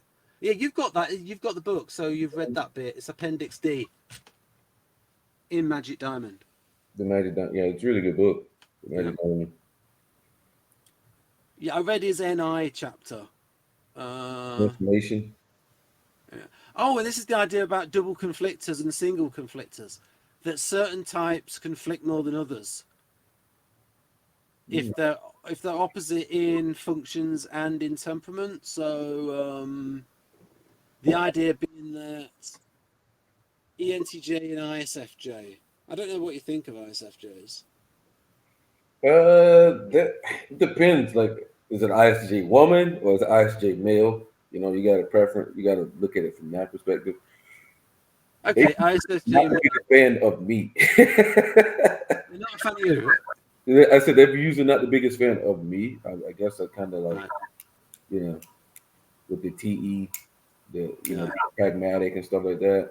They kind of want you to buy into society and do what's right and stuff like that. And I'm just not the biggest fan of that. I think one of the biggest conflicts pairs and all that is not for me. Sorry, I talked over you there. Could you say a bit more about that?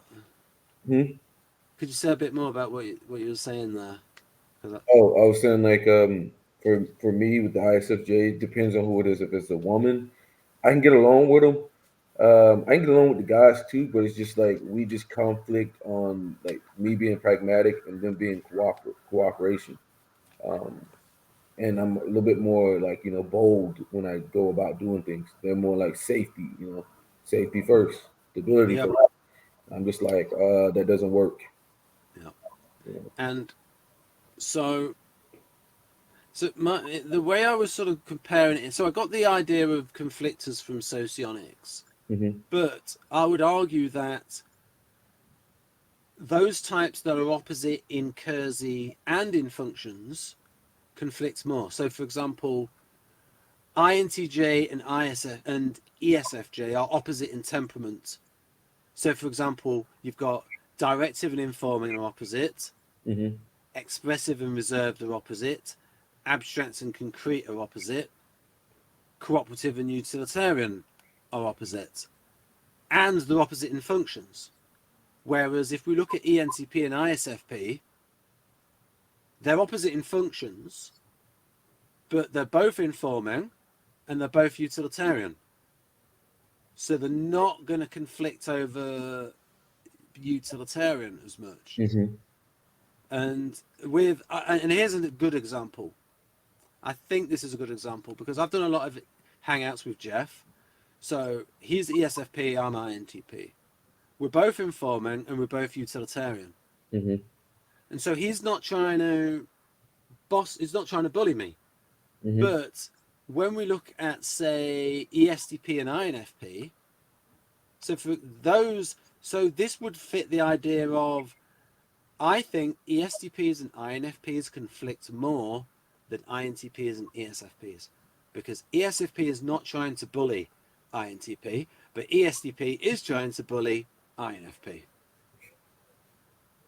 And INFPs are very sensitive.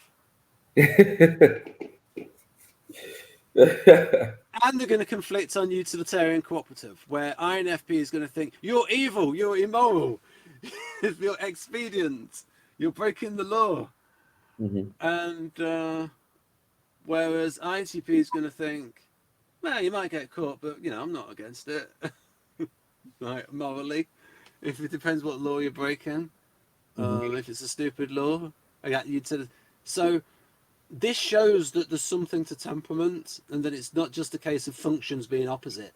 And so my theory being is that these four pairs really conflict.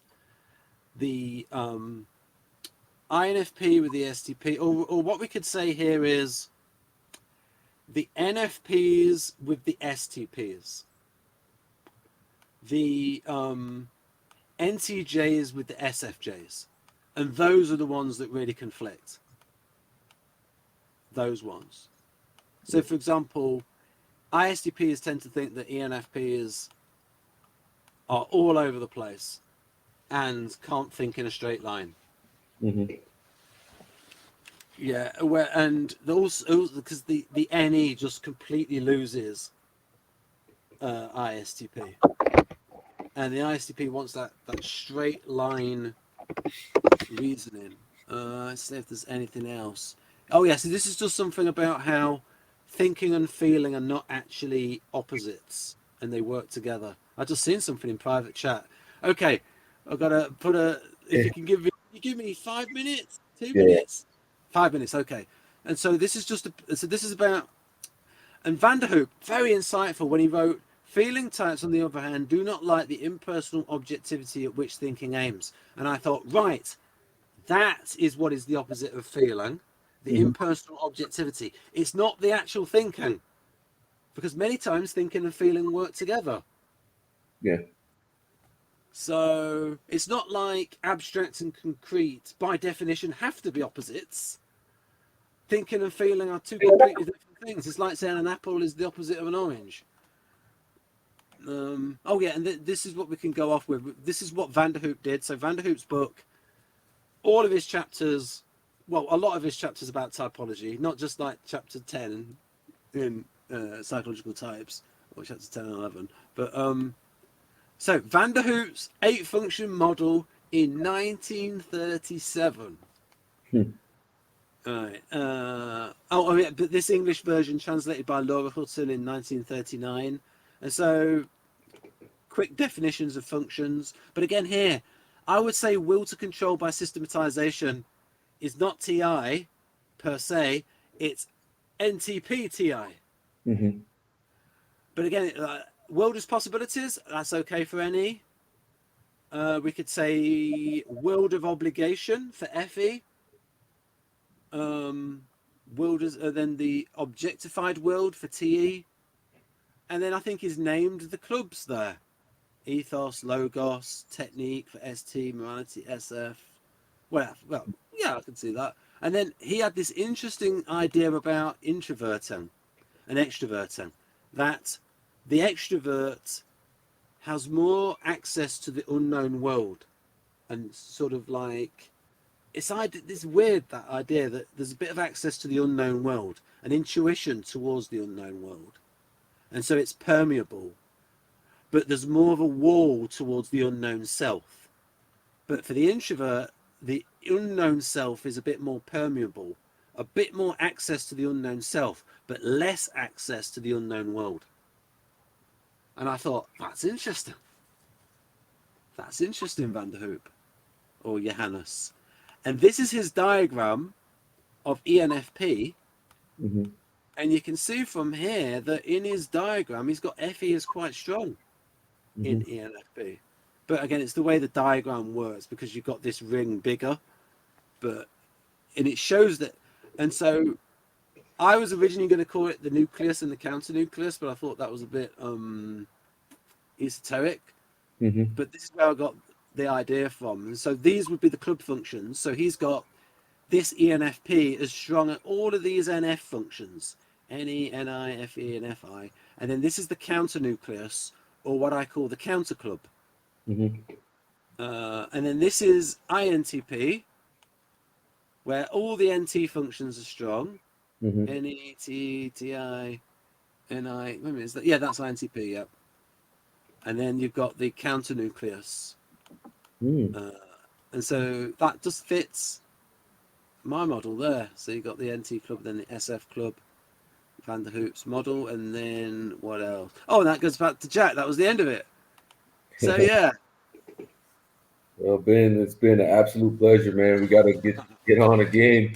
It's a lot of Maybe if information. you've got, maybe we could do a thing with if you have a list of specific questions Yeah, from your audience, ask Ben this, something like that. Maybe we could do it like that. yeah. I'm gonna post this tomorrow, and then they'll probably have a whole bunch of questions because the people are trying to push socionics. I don't know why. It's terrible. They'll have a whole bunch of questions. We got, and the INTPs usually love socionics. I don't know what it is with socionics and INTPs, but Yeah, they it's the love it. system. I was into it a lot, and then I came up with my own after Socionics. Got at the socionics. But Yeah.